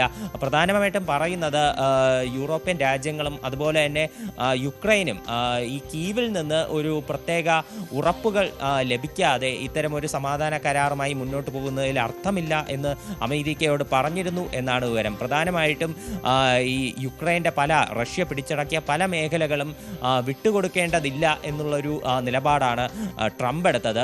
ഇപ്പോൾ നിലവിൽ എവിടെയാണോ അതിർത്തി നിശ്ചയിച്ചിരിക്കുന്നത് അവിടെ നിന്ന് തന്നെ ഇരു രാഷ്ട്രങ്ങളും പിരിഞ്ഞു പോകണം, സമാധാനം പുനഃസ്ഥാപിക്കണം എന്നാണ് ട്രംപ് നിർദ്ദേശിച്ചത്. ഇത് യുക്രൈന് ആദ്യം മുതൽ തന്നെ സമ്മതമില്ലാതിരുന്ന ഒരു കാര്യമാണ്. അപ്പോൾ ഇത്തരം വ്യവസ്ഥകൾ യുക്രൈൻ അനുകൂലിക്കാത്ത ഇത്തരം വ്യവസ്ഥകൾ നിലനിൽക്കുന്ന സാഹചര്യത്തിലാണ് ഈ ഒരു തീരുമാനത്തിലേക്ക് എത്തിയതെന്നാണ് നിലവിൽ ഒരു വിവരം ലഭിക്കുന്നത്. അതുപോലെ തന്നെ റഷ്യയുമായിട്ടുള്ള ചർച്ചകൾ, റഷ്യയുമായി സമാധാന കരാറുമായി ബന്ധപ്പെട്ട് ഇതിനു മുൻപും പലതവണ ചർച്ചകൾ നടന്നിരുന്നു. അലാസ്കയിൽ വെച്ച് ആദ്യഘട്ട ചർച്ചകൾ നടന്നിരുന്നു. എന്നാൽ ഇതിലൊരു ധാരണയിൽ എത്താനായില്ല. രണ്ടാം ഘട്ട ചർച്ചകൾ പിന്നീട് മുടങ്ങിപ്പോകുന്ന സാഹചര്യമുണ്ടായിരുന്നു. പിന്നീട് ഫോൺ വഴി ഇരു രാജ്യങ്ങളിലെ ഇരു രാജ്യങ്ങളിലെ പ്രസിഡന്റുമാരാണെങ്കിലും മറ്റ് നേതാക്കളുമായിട്ടാണെങ്കിലും സംഭാഷണങ്ങൾ നടന്നിരുന്നു. എന്നാൽ ഇതിലും ഒരു ധാരണയാകാതായതോടെയാണ് ഇരു നേതാക്കളും തമ്മിലുള്ള കൂടിക്കാഴ്ച മാറ്റിവെച്ചതെന്നാണ് വിവരം. ട്രംപ് മാധ്യമങ്ങളോട് പ്രതികരിച്ചത് ഇത്തരത്തിലൊരു പാഴായി പോകുന്ന ഒരു കൂടിക്കാഴ്ച നടത്താൻ തനിക്ക് താല്പര്യമില്ലെന്നാണ് മാധ്യമങ്ങളോട് പ്രതികരിച്ചത്. ഈ സാഹചര്യങ്ങൾ ഏതുവരെ നീങ്ങുമെന്ന് നോക്കട്ടെ, സാഹചര്യങ്ങൾ വിശദമായി വിലയിരുത്തിയതിന് ശേഷം താൻ ഈ പുടിനെ നേരിട്ട് കാണും എന്നാണ് ട്രംപ് പറഞ്ഞത്. അതേസമയം സമാധാന ശ്രമങ്ങളെ അദ്ദേഹം പൂർണ്ണമായി തള്ളിക്കളയുന്നുമില്ല. അവിടെ ഇപ്പോഴും അതിനുള്ള ചർച്ചകൾ നടക്കുന്നതായിട്ടാണ് ട്രംപ് സൂചിപ്പിക്കുന്നത്. എന്നാൽ നിലവിൽ ഈ ചർച്ചകൾ നടക്കാത്തതിൻ്റെ സാഹചര്യം എന്താണെന്നുള്ളത് ട്രംപും വ്യക്തമാക്കിയിട്ടില്ല. മാധ്യമങ്ങൾ അദ്ദേഹത്തോട് ആവർത്തിച്ച് ചോദിക്കുന്നുണ്ടായിരുന്നു എന്തുകൊണ്ടാണ് ഇത്ര പെട്ടെന്നൊരു മനംമാറ്റം ഉണ്ടായത്. കാര്യം 2 ദിവസം മുൻപ് മാത്രമാണ് ട്രംപ് പുടിനുമായി കൂടിക്കാഴ്ച നടത്തും, വളരെ നല്ലൊരു ചർച്ചകൾ തങ്ങൾക്കിടയിൽ നടക്കുന്നുണ്ട് എന്ന് പ്രതികരിച്ചത്. പിന്നെ എന്തുകൊണ്ട് ഇത്തരമൊരു മാറ്റം വന്നു എന്ന് ട്രംപിനോട് ചോദിക്കുന്നുണ്ട്. അത് തനിക്ക് അറിയില്ല എന്നൊരു പ്രതികരണമാണ് ട്രംപ് നടത്തിയത്. നമുക്ക് മുന്നോട്ടുള്ള ഒരു യാത്രയിൽ എന്തൊക്കെ നടക്കുന്നു എന്ന് നമുക്ക് കാണാം, അതിനനുസരിച്ച് താൻ തൻ്റെ പ്രതികരണം നടത്തും, പുടിനുമായി കൂടിക്കാഴ്ച നടത്തും എന്നാണ് ട്രംപ് പ്രതികരിച്ചിരിക്കുന്നത്. എന്തായാലും നിലവിൽ ട്രംപ് ഈ പുടിനുമായിട്ടുള്ള ഒരു കൂടിക്കാഴ്ച ട്രംപിന്റെ മുടങ്ങിയതോടെ US ഏറെക്കാലം ആഗ്രഹിച്ചിരുന്ന ഈ റഷ്യ യുക്രൈൻ സമാധാനം അത് ഇപ്പോഴും നീണ്ടു പോവുകയാണ്. ഒരു കണക്കിന് നോക്കിയാൽ ഗാസയിലും അമേരിക്കയുടെ പദ്ധതിക്ക് അനുസരിച്ച് കാര്യങ്ങൾ പോകാത്ത ഒരവസ്ഥയാണ് നിലവിൽ കാണാൻ സാധിക്കുന്നത്. സമാധാന കരാർ ഉൾപ്പെടെ ഒരു കൈവിട്ടു പോകുന്നു. അതുപോലെ തന്നെ യുക്രൈൻ റഷ്യ സംഘർഷം അത് ഒരു തരത്തിൽ സെലൻസ്കിയുമായി കൂടിക്കാഴ്ച നടത്തി പുടിനുമായി കൂടിക്കാഴ്ച നടത്തി അമേരിക്ക ഒരു വഴിയെ നല്ല രീതിയിൽ കൊണ്ടുപോയിക്കൊണ്ടിരിക്കുകയായിരുന്നു. അപ്പോഴാണ് ഇപ്പോൾ എടുത്തടി എന്നോണം ഈ അമേരിക്കയും ഈ റഷ്യയും തമ്മിലുള്ള കൂടിക്കാഴ്ച അത് ബൂഡാപെസ്റ്റിൽ വെച്ച് നടക്കാനെന്ന് അത് മുടങ്ങിപ്പോകുന്നു. എന്തായാലും ഇനി മുന്നോട്ടുള്ള ഒരു യാത്രയിൽ തീർച്ചയായിട്ടും അമേരിക്കയുടെ ഭാഗത്ത് നിന്ന് ഈ ചർച്ചകൾ മുടങ്ങിയ സാഹചര്യത്തിൽ കൂടുതൽ രാഷ്ട്രീയ ആരോപണങ്ങൾ അത് റഷ്യക്കെതിരെ ഉൾപ്പെടെ ഉയരാൻ സാധ്യതയുണ്ട്. തീർച്ചയായും. അജയ് സുധാ ബിജു ആണ് നമുക്കൊപ്പം ചേർന്നത്. ഇനി മറ്റൊരു വാർത്തയിലേക്ക് കടന്നാൽ ദീപാവലി കഴിഞ്ഞതോടെ കനത്ത അന്തരീക്ഷ മലിനീകരണ തോതിലാണ് ഡൽഹി. വായു ഗുണനിലവാരം ഏറ്റവും കുറഞ്ഞ കാറ്റഗറിയിലാണ് നിലവിലുള്ളത്. സമീപ നഗരങ്ങളായ ഫരീദാബാദിലും ഗാസിയാബാദിലും നോയിഡയിലും ഒക്കെ ഈ സമാനമായ അവസ്ഥ തന്നെയാണ്. അജയ് നമുക്കൊപ്പം തുടരുന്നുണ്ട്. അജയ്, ശ്വാസം മുട്ടുകയാണ് ഇപ്പോൾ തലസ്ഥാനത്തിന്.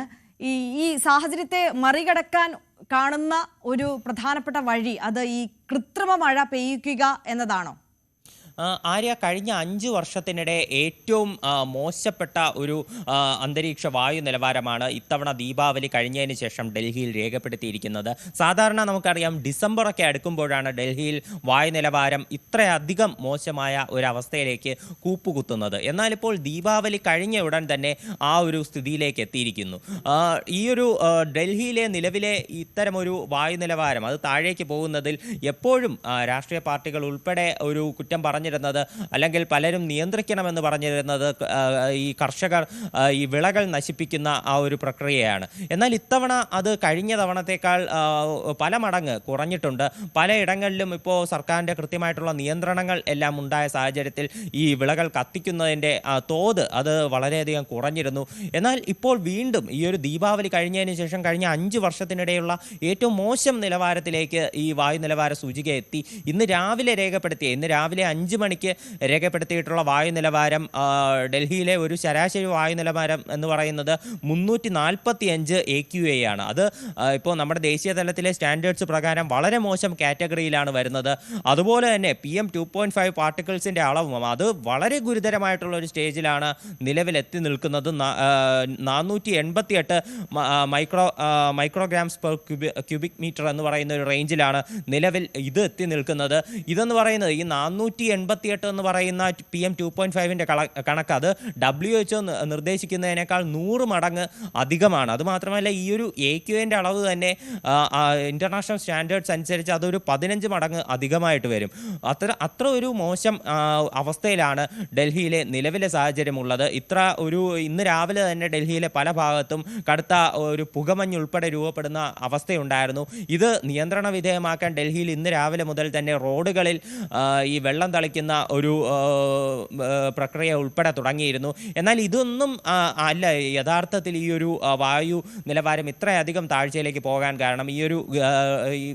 തീർച്ചയായിട്ടും ദീപാവലിക്ക് പടക്കം പൊട്ടിച്ചത് ഉൾപ്പെടെ ഇതിലൊരു പ്രധാനപ്പെട്ട കാരണമായി വന്നിട്ടുണ്ട്. സുപ്രീം കോടതിയുടെ കർശന നിർദ്ദേശമുണ്ടായിരുന്നു ഇത്തവണ ഗ്രീൻ ക്രാക്കേഴ്സ് മാത്രമേ ഡൽഹിയിൽ പൊട്ടിക്കാൻ പാടുള്ളൂ എന്ന് പറഞ്ഞിരുന്നു. അതിന് നിശ്ചയ സമയപരിധി നിശ്ചയിച്ചിരുന്നു. എന്നാൽ ഇതൊന്നും തന്നെ ഫലവത്തായില്ല എന്നാണ് നമുക്ക് നിലവിൽ ഇതിലൂടെ മനസ്സിലാക്കാൻ സാധിക്കുന്നത്. ഗ്രീൻ ക്രാക്കേഴ്സിലൂടെയും അവിടെ ഒരു അന്തരീക്ഷ മലിനീകരണം പിടിച്ചു നിർത്താനായില്ല. അത് കാരണവും വളരെ ഒരു മോശമായ നിലയിൽ തന്നെ ഡൽഹിയിലെ വായു നിലവാരം പോകുന്ന ഒരു സാഹചര്യമുണ്ടായി.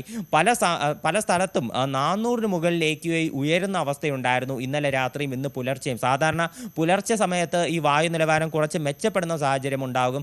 എന്നാൽ ഈ പുലർച്ചെ സമയത്ത് പോലും വായു നിലവാരം വളരെയധികം മോശപ്പെട്ട അവസ്ഥയിൽ നിൽക്കുന്ന സ്ഥിതിയാണ് ഡൽഹിയിലുള്ളത്. അതുകൊണ്ട് തന്നെ സർക്കാർ ഇപ്പോൾ കൃത്രിമ മഴ പെയ്യിക്കാനുള്ള ഒരു ആലോചന ഉൾപ്പെടെ നടത്തുന്നുണ്ട്. അതേസമയം ഈ വായു നിലവാരം മോശമായതിനെപ്പറ്റി ഇപ്പോൾ BJPയും AAPയും ഇതിനോടകം തന്നെ രാഷ്ട്രീയ പോരും ആരംഭിച്ചിട്ടുണ്ട്. ആര്യ, യെസ്, തീർച്ചയായും. അജയ് സുധ ബിജുവാണ് നമുക്കിപ്പം വിവരങ്ങളുമായി ചേർന്നത്. അജയ് സൂചിപ്പിച്ചതുപോലെ തന്നെ ഈ ഗ്രീൻ ക്രാക്കേഴ്സ് ഉപയോഗിക്കണം ഈ ദീപാവലി ആഘോഷത്തിന്. അതിന് കൃത്യമായ ഈ പടക്കം പൊട്ടിക്കാനടക്കം കൃത്യമായ സമയ നിബന്ധനയും ഒക്കെ കോടതിയുടെ ഭാഗത്തു നിന്നൊക്കെ ഉണ്ടായിരുന്നു. പക്ഷേ ഈ വ്യവസ്ഥകളൊന്നും കൃത്യമായി ഒരിടത്തും പാലിക്കപ്പെട്ടില്ല എന്നതാണ് സാഹചര്യം. അതുതന്നെയാണ് ഡൽഹിയിലെ സാഹചര്യം വായു മലിനീകരണ തോത് ഇത്രത്തോളം ഉയർത്തിയത്. ഇപ്പോൾ അതിരൂക്ഷമായ സാഹചര്യമാണ് അവിടെ ഉള്ളത്. എന്തായാലും ഇനി കൃത്രിമ മഴ പെയ്യിക്കുക എന്നുള്ളതാണ് മുന്നോട്ട് വെക്കുന്ന ഒരു പരിഹാരം എന്ന് പറയുന്നത്. അങ്ങനെയെങ്കിൽ 24, 26 തീയതികൾക്കിടയിൽ ഈ കൃത്രിമ മഴ പെയ്യ്ക്കും എന്നുള്ളതാണ് മുന്നിലുള്ള സൂചന. എന്തായാലും അതീവ ജാഗ്രത പാലിക്കേണ്ട ഒരു സമയമാണ്.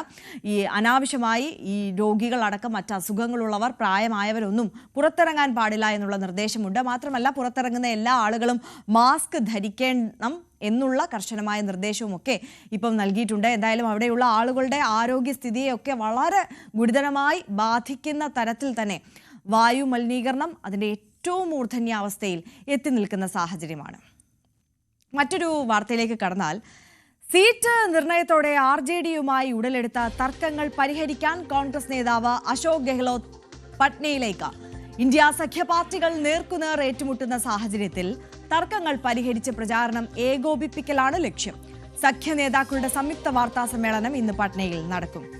ER രാഗേഷ് കൂടുതൽ വിവരങ്ങളുമായി നാഷണൽ ഡെസ്കിൽ നിന്ന് നമുക്കൊപ്പമുണ്ട്. ER, good morning. ഈ ഒരേ സഖ്യത്തിലുള്ള ആളുകൾ തന്നെ നേർക്കുനേർ തെരഞ്ഞെടുപ്പിൽ എത്തുക, ആ ഒരു തർക്കങ്ങളൊന്നും പരിഹരിക്കപ്പെടാതെ പോവുക എന്ന് പറയുന്നത് തെരഞ്ഞെടുപ്പിൽ നേരിടേണ്ടി വരുന്ന ഒരു പരാജയത്തെക്കാൾ ഒരു പക്ഷേ രാഷ്ട്രീയമായ ഏറ്റവും വലിയ പരാജയമായിരിക്കും അതേ എന്ന് പറയുന്നത്. ഇപ്പോൾ ഗെഹ്ലോത്ത് അവിടേക്ക് എത്തുകയാണ്. ഈ പ്രശ്നത്തിനൊക്കെ ഒരു പരിഹാരം ഉണ്ടാകുമെന്നാണോ പ്രതീക്ഷ? വോട്ടവകാശ യാത്രയിൽ കണ്ട ഐക്യമൊന്നും തന്നെ സീറ്റ് നിർണയത്തിൽ ഇന്ത്യ സഖ്യത്തിൽ ഉണ്ടായില്ല. മാത്രവുമല്ല, ഇപ്പോഴും 10 സീറ്റുകളിൽ പാർട്ടികൾ, ഇന്ത്യ സഖ്യ പാർട്ടികൾ നേർക്കുനേർ ഏറ്റുമുട്ടുന്ന സാഹചര്യമുണ്ട്. ഇതിൽ തന്നെ ബീഹാർ ഷെരീഫിലും ബച്ച്വാരയിലും രാജാപക്കറിലുമൊക്കെ പത്രിക പിൻവലിക്കാനുള്ള സമയപരിധി അവസാനിക്കുകയും ചെയ്തു. ഇവിടെ CPIക്കെതിരെ കോൺഗ്രസിന്റെ സ്ഥാനാർത്ഥികളുണ്ട്. ഇനി രണ്ടാം ഘട്ടത്തിൽ വോട്ടെടുപ്പ് നടക്കുന്ന മണ്ഡലങ്ങളിലെ പത്രിക പിൻവലിക്കാനുള്ള സമയപരിധി നാളെ അവസാനിക്കാനിരിക്കുകയാണ്. ഇതിനു മുൻപായി തർക്കങ്ങൾ പരിഹരിക്കുക എന്ന ലക്ഷ്യം തന്നെയാണ് കോൺഗ്രസിനുള്ളത്. കാരണം 5 സീറ്റുകളിലാണ് RJDയും കോൺഗ്രസും നേർക്കുനേർ വരുന്നത്. അതിൽ ലാൽഗഡിൽ കോൺഗ്രസ് പത്രിക പിൻവലിക്കാൻ തയ്യാറായി. അപ്പോഴും RJDയും കോൺഗ്രസും 4 സീറ്റുകളിൽ നേർക്കുനേർ വരുന്നുണ്ട്. ഈ ഒരു സാഹചര്യത്തിലാണ് കോൺഗ്രസ് ഹൈക്കമാൻഡിന്റെ ഇടപെടൽ. കാരണം ഇനിയും ഈ ഭിന്നത തുടർന്നാൽ സൗഹൃദ മത്സരമൊക്കെ എന്ന് പറയുമെങ്കിൽ പോലും അത് മുന്നണിയുടെ സാധ്യത തന്നെയാണ് ഇല്ലാതാക്കുക. അത് തിരിച്ചറിഞ്ഞുകൊണ്ട് തന്നെയാണ് ഹൈക്കമാൻഡിന്റെ ഇപ്പോഴത്തെ നീക്കം. KC വേണുഗോപാൽ തേജസ്വി യാദവുമായി കഴിഞ്ഞ ദിവസം സംസാരിച്ചു. അതിന് പിന്നാലെയാണ് ഇപ്പോൾ അശോക് ഗെഹ്ലോത്തിനെ പട്നയിലേക്ക് അയക്കാൻ തീരുമാനിച്ചിരിക്കുന്നത്. ഗെഹ്ലോത്ത് നിലവിൽ ബീഹാറിന്റെ തെരഞ്ഞെടുപ്പ് ചുമതലയുള്ള നിരീക്ഷകനാണ്. ICCയുടെ മുതിർന്ന നിരീക്ഷകനാണ് ഗെഹ്ലോത്ത്. പട്നയിലെത്തുന്ന അദ്ദേഹം RJD നേതാക്കളുമായി കൂടിക്കാഴ്ച നടത്തും. അങ്ങനെ പരമാവധി സീറ്റുകളിൽ പത്രിക പിൻവലിക്കാൻ കഴിയുമെങ്കിൽ പിൻവലിക്കുക, ആ ലക്ഷ്യം തന്നെയാണ് ഈ സന്ദർശനത്തിൽ ഉള്ളത്. കൂടാതെ ഇനിയുള്ള ദിവസങ്ങളിൽ പ്രവർത്തനം 2 പാർട്ടികളെയും ഒരുമിച്ചുകൊണ്ട് മുന്നോട്ട് പോകേണ്ടതുണ്ട്. ഇപ്പോഴുള്ള ഭിന്നത അത് വരും ദിവസങ്ങളിൽ തുടർന്നാൽ അത് മുന്നണിയുടെ സാധ്യതയെ ബാധിക്കും. അതുകൂടി കണക്കിലെടുത്തുകൊണ്ട് തന്നെയാണ് വരും ദിവസങ്ങളിലെ പ്രചാരണം, ഒപ്പം തന്നെ പ്രകടന പത്രിക തുടങ്ങിയ കാര്യങ്ങളിലൊക്കെ തന്നെ ചർച്ച ചെയ്യാനാണ് ഗെഹ്ലോത്ത് ഏതായാലും പട്നയിലേക്ക് എത്തുന്നത്. ഇന്ന് പട്നയിൽ സംയുക്ത വാർത്താ സമ്മേളനം RJDയുടെ നേതാക്കളും ഒപ്പം തന്നെ കോൺഗ്രസ് നേതാക്കളും അതിൽ പങ്കെടുക്കും. ഇതോടുകൂടി പ്രശ്നങ്ങൾക്കൊരു പരിഹാരം കാണാൻ കഴിയും എന്ന പ്രതീക്ഷ തന്നെയാണ് ഇപ്പോൾ നേതാക്കൾ ഈ ഘട്ടത്തിൽ പങ്കുവയ്ക്കുന്നത്. ആര്യ. ER രാഗേഷാണ് നാഷണൽ ഡെസ്കിൽ നിന്ന് കൂടുതൽ വിവരങ്ങളുമായി നമുക്കൊപ്പം ചേർന്നത്. ഇപ്പോൾ 67ാമത് സംസ്ഥാന കായികമേളയിൽ ഇന്ന് ട്രാക്കുകൾ ഉണരുകയാണ്. 12 വേദികളിലായാണ് മത്സരങ്ങൾ നടക്കുക. ഇൻക്ലൂസീവ് ഇനങ്ങളും ജൂനിയർ, സീനിയർ വരെയുള്ള തൈക്കോണ്ടോ, കബഡി, ജൂഡോ തുടങ്ങിയ മത്സരങ്ങളുമാണ് ഇന്ന് നടക്കുക. ഹരികൃഷ്ണൻ സെൻട്രൽ സ്റ്റേഡിയത്തിൽ നിന്ന് നമുക്കൊപ്പം കൂടുതൽ വിവരങ്ങളും അവിടുത്തെ കാഴ്ചകളും ഒക്കെ ആയിട്ട് ചേരുന്നുണ്ട്. Hari, good morning.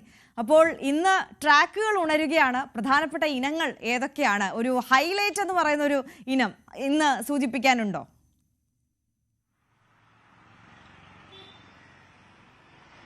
അറിയാതെ തന്നെയാണ് ട്രാക്കുകൾ ഉണരുക തന്നെയാണ്. അത്ലറ്റിക്സ് എന്തായാലും 23-ാം തീയതി, അതായത് നാളെ മുതൽ തന്നെ ആയിരിക്കും ആരംഭിക്കുക. അതുകൊണ്ട് തന്നെ വാശിയേറിയ അത്ലറ്റിക് പോരാട്ടങ്ങളൊക്കെ നമുക്ക് നാളെ മുതൽ തന്നെ കാണാം. പക്ഷേ എന്നാൽ പോലും ഒരു ഒളിമ്പിക് മാതൃകയിൽ ഇത് 2ാം തവണയാണ് കേരളം കായികമേള നടത്തുന്നത്. അതുകൊണ്ട് തന്നെ ഇന്ത്യയിൽ തന്നെ ഇത് ആദ്യമായിട്ടാണ് ഇങ്ങനൊരു കായികമേള സംഘടിപ്പിക്കുകയും ചെയ്യുന്നത്. അതോടൊപ്പം തന്നെ 2 ഇവന്റുകൾ, ബോഷയും പെൺകുട്ടികൾക്കായി ബോഷയും ആണുങ്ങൾക്ക് വേണ്ടി ക്രിക്കറ്റ് ഇത്തവണ പുതുതായും കൂടി ആഡ് ചെയ്തിട്ടുണ്ട് എന്നത് വേണം പറയാൻ. നമുക്ക് കഴിഞ്ഞ ദിവസം തന്നെ കായികമേളയിൽ നടന്ന കാര്യങ്ങൾ അറിയാം. മുഖ്യമന്ത്രി പിണറായി വിജയന്റെ അസാന്നിധ്യത്തിൽ ധനമന്ത്രി KN ബാലഗോപാലാണ് ഉദ്ഘാടനം നിർവഹിച്ചത്.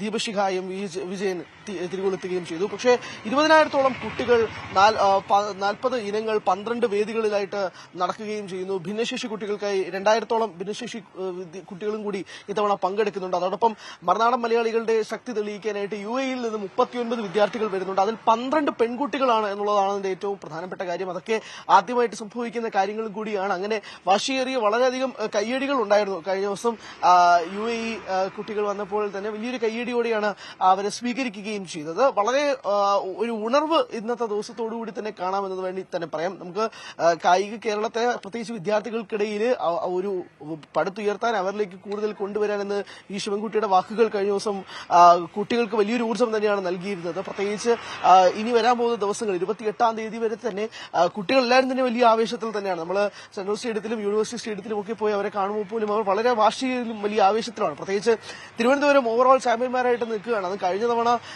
തിരുവനന്തപുരത്തിന്റെ പോയിന്റ് പട്ടിക നമ്മൾ എടുത്തു നോക്കുകയാണെങ്കിൽ 1935 പോയിന്റോടുകൂടിയാണ് തിരുവനന്തപുരം ഒന്നാം സ്ഥാനം നേടിയത്. രണ്ടാം സ്ഥാനത്ത് നിന്ന് തൃശ്ശൂർ ഏകദേശം 848 പോയിന്റ് മാത്രമേ ഉണ്ടായിരുന്നുള്ളൂ. അതായത് 1000-ലധികം പോയിന്റിന്റെ ലീഡോടുകൂടിയാണ് തിരുവനന്തപുരം കഴിഞ്ഞ തവണ ഓവറോൾ ചാമ്പ്യൻഷിപ്പ് നേടിയത്. അതുകൊണ്ട് തന്നെ പ്രത്യേകിച്ച് അക്വാട്ടിക്സ് ആയിരുന്നു തിരുവനന്തപുരത്തിന് ഏറ്റവും പ്രധാനപ്പെട്ട ഒരു മുൻകൈയും കൂടി കഴിഞ്ഞ തവണ മാറിയത്. അത് വീണ്ടും ആ ഓവറോൾ ചാമ്പ്യൻഷിപ്പ് നിലനിർത്തുക, അത് തന്നെയാണ് തിരുവനന്തപുരത്തിന്റെ ഏറ്റവും പ്രധാനപ്പെട്ട ലക്ഷ്യം. ആ ഓവറോൾ ചാമ്പ്യൻഷിപ്പ് അത്രയും വലിയ മാർജിനിൽ അല്ലെങ്കിൽ പോലും ഒരു വലിയ മാർജിനിൽ തന്നെ അത് ആ കിരീടം സ്വന്തമാക്കുക, നിലനിർത്തുക എന്നുള്ളതാണ്. 117.5 പവന്റെ സ്വർണ്ണ കപ്പാണ് ജയിക്കുന്ന ടീമിന് ലഭിക്കുന്നത്. അത് ഏത് ജില്ലയ്ക്ക് പോകുമെന്നൊക്കെ വളരെ വാശിയേറി വളരെ കാത്തിരിക്കുന്ന ഒരു നാളുകൾ കൂടിയാണ്. എന്തായാലും ട്രാക്കിലേക്ക് നാളെ ആയിരിക്കും 23-ാം തീയതിയാണ് അത്ലറ്റിക്സിന്റെ വാശിയേറിയ പോരാട്ടങ്ങൾ നടക്കുന്ന ഒരു സാഹചര്യം കൂടിയുണ്ട്. 2 ഇനങ്ങൾ, അതാണ് ഇത്തവണ ഒരു ഹൈലൈറ്റിംഗ് ഫാക്ടർ. 2 ഇനങ്ങൾ ഇത്തവണത്തെ കായികമേളയിൽ പുതുതായിട്ട് ആഡ് ചെയ്തിട്ടുണ്ട്. അത് ആൺകുട്ടികളുടെ ക്രിക്കറ്റാണ്. അതൊരു വലിയ രീതിയിൽ തന്നെ ഒരു വലിയ പുതിയ മാറ്റം ഇത്തവണത്തെ കായികമേളയിൽ ഉണ്ടാക്കുമെന്ന കാര്യത്തിൽ തർക്കമൊന്നുമില്ല. അങ്ങനെ വലിയ വാശിയേറിയ പോരാട്ടം. ഏകദേശം 18,431 കുട്ടികളാണ്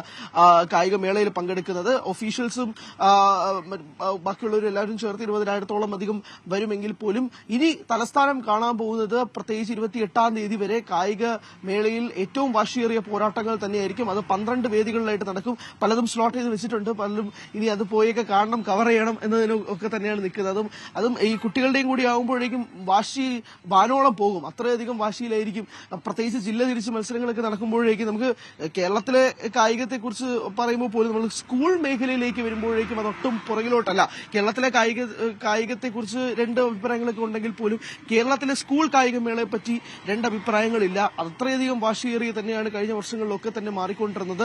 ഈ ഓവറോൾ ചാമ്പ്യൻഷിപ്പ് പട്ടം അത് തലസ്ഥാനം, അതായത് തിരുവനന്തപുരത്ത് വെച്ച് തന്നെ നടക്കുമ്പോൾ അത് തിരുവനന്തപുരം വീണ്ടും നേടിയെടുക്കാനുള്ള വാശി അവരുടെ ഭാഗത്തു നിന്നും ഉണ്ടാകുമെന്ന കാര്യത്തിലും തർക്കമൊന്നുമില്ല.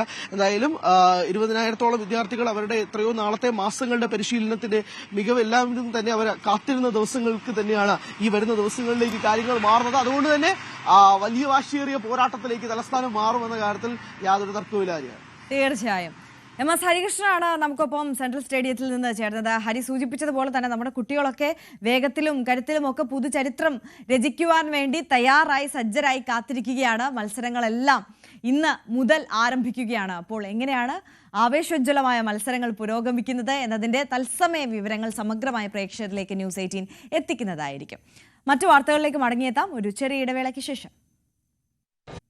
വാർത്തകളിലേക്ക്. Kozhikode Thamarassery fresh cut factory സംഘർഷത്തിൽ 300-ലധികം പേർക്കെതിരെ കേസ്. ഫാക്ടറി കത്തിച്ചതിനും പോലീസുകാരെ ആക്രമിച്ചതിനുമാണ് കേസെടുത്തത്. പോലീസ് അതിക്രമത്തിൽ പ്രതിഷേധിച്ച് 4 പഞ്ചായത്തുകളിലെ 11 വാർഡുകളിൽ ഹർത്താലിന് ആഹ്വാനമുണ്ട്. കോഴിയിറച്ചി മാലിന്യ സംസ്കരണ കേന്ദ്രമായ ഫ്രഷ് കട്ടിന് ഇന്നലെയാണ് നാട്ടുകാർ തീയിട്ടത്. സംഘർഷ സാധ്യതയെ തുടർന്ന് പ്രദേശത്ത് അതീവ ജാഗ്രത തുടരുകയാണ്. MS അനീഷ് കുമാർ ഉണ്ട് കോഴിക്കോട് നിന്ന്. കൂടുതൽ വിവരങ്ങളുമായി നമുക്കിപ്പോൾ അനീഷ്, ഇന്നലെ നമ്മൾ കണ്ടതാണ് വളരെ സമാധാനപരമായി രാവിലെ മുതൽ തുടർന്നു വന്നിരുന്ന ഒരു പ്രതിഷേധം. അതിന് പെട്ടെന്ന് പൊടുന്നനെ രൂപവും ഭാവവും എല്ലാം വൈകുന്നേരമാകുമ്പോഴേക്കും മാറുകയാണ്. അതിരുവിട്ട അക്രമത്തിലേക്ക് കാര്യങ്ങൾ നീങ്ങി. പോലീസുകാർക്കടക്കം പരിക്കേൽക്കുന്ന ഒരു സാഹചര്യത്തിലേക്ക് കാര്യങ്ങൾ നീങ്ങി. ആ ഫാക്ടറി തീയിട്ടു. പിന്നിൽ കൃത്യമായ ഗൂഢാലോചന ഉണ്ടെന്നാണ് ശേഷം DIG മാധ്യമങ്ങളെ കണ്ടപ്പോൾ വ്യക്തമാക്കിയത്. അപ്പോൾ ഈ ഗൂഢാലോചന കേന്ദ്രീകരിച്ചാണോ ഇനിയുള്ള അന്വേഷണം നടക്കുക? നിലവിൽ ഇപ്പോൾ വിവിധ വാർഡുകളിലൊക്കെ ഹർത്താല് ആഹ്വാനം ചെയ്തിട്ടുള്ളൊരു സാഹചര്യമുണ്ടല്ലോ. നിലവിൽ എങ്ങനെയുണ്ട് അവിടുത്തെ ഒരു സാഹചര്യം?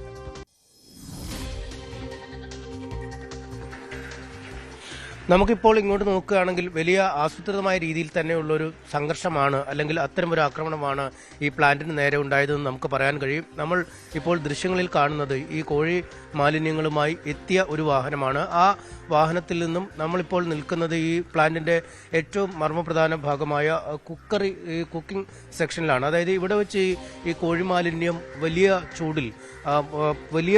ചൂടിൽ അത് ചൂടാക്കുന്നു. പിന്നീട് അത് മറ്റ് യന്ത്ര സംവിധാനങ്ങളുടെ ഭാഗത്തുകൂടി പൊടിക്കുന്നു. പിന്നീട് കഴുകുന്നു, ഉണക്കുന്നു. അങ്ങനെ ഏറ്റവും ഒടുവിൽ ഈ കോഴി മാലിന്യം ഒരു ഈ കാലിത്തീറ്റ, കോഴിത്തീറ്റ പോലുള്ള ഇനങ്ങളായി മാറുന്ന ഒരു പ്ലാന്റാണ് ഇതുള്ളത്.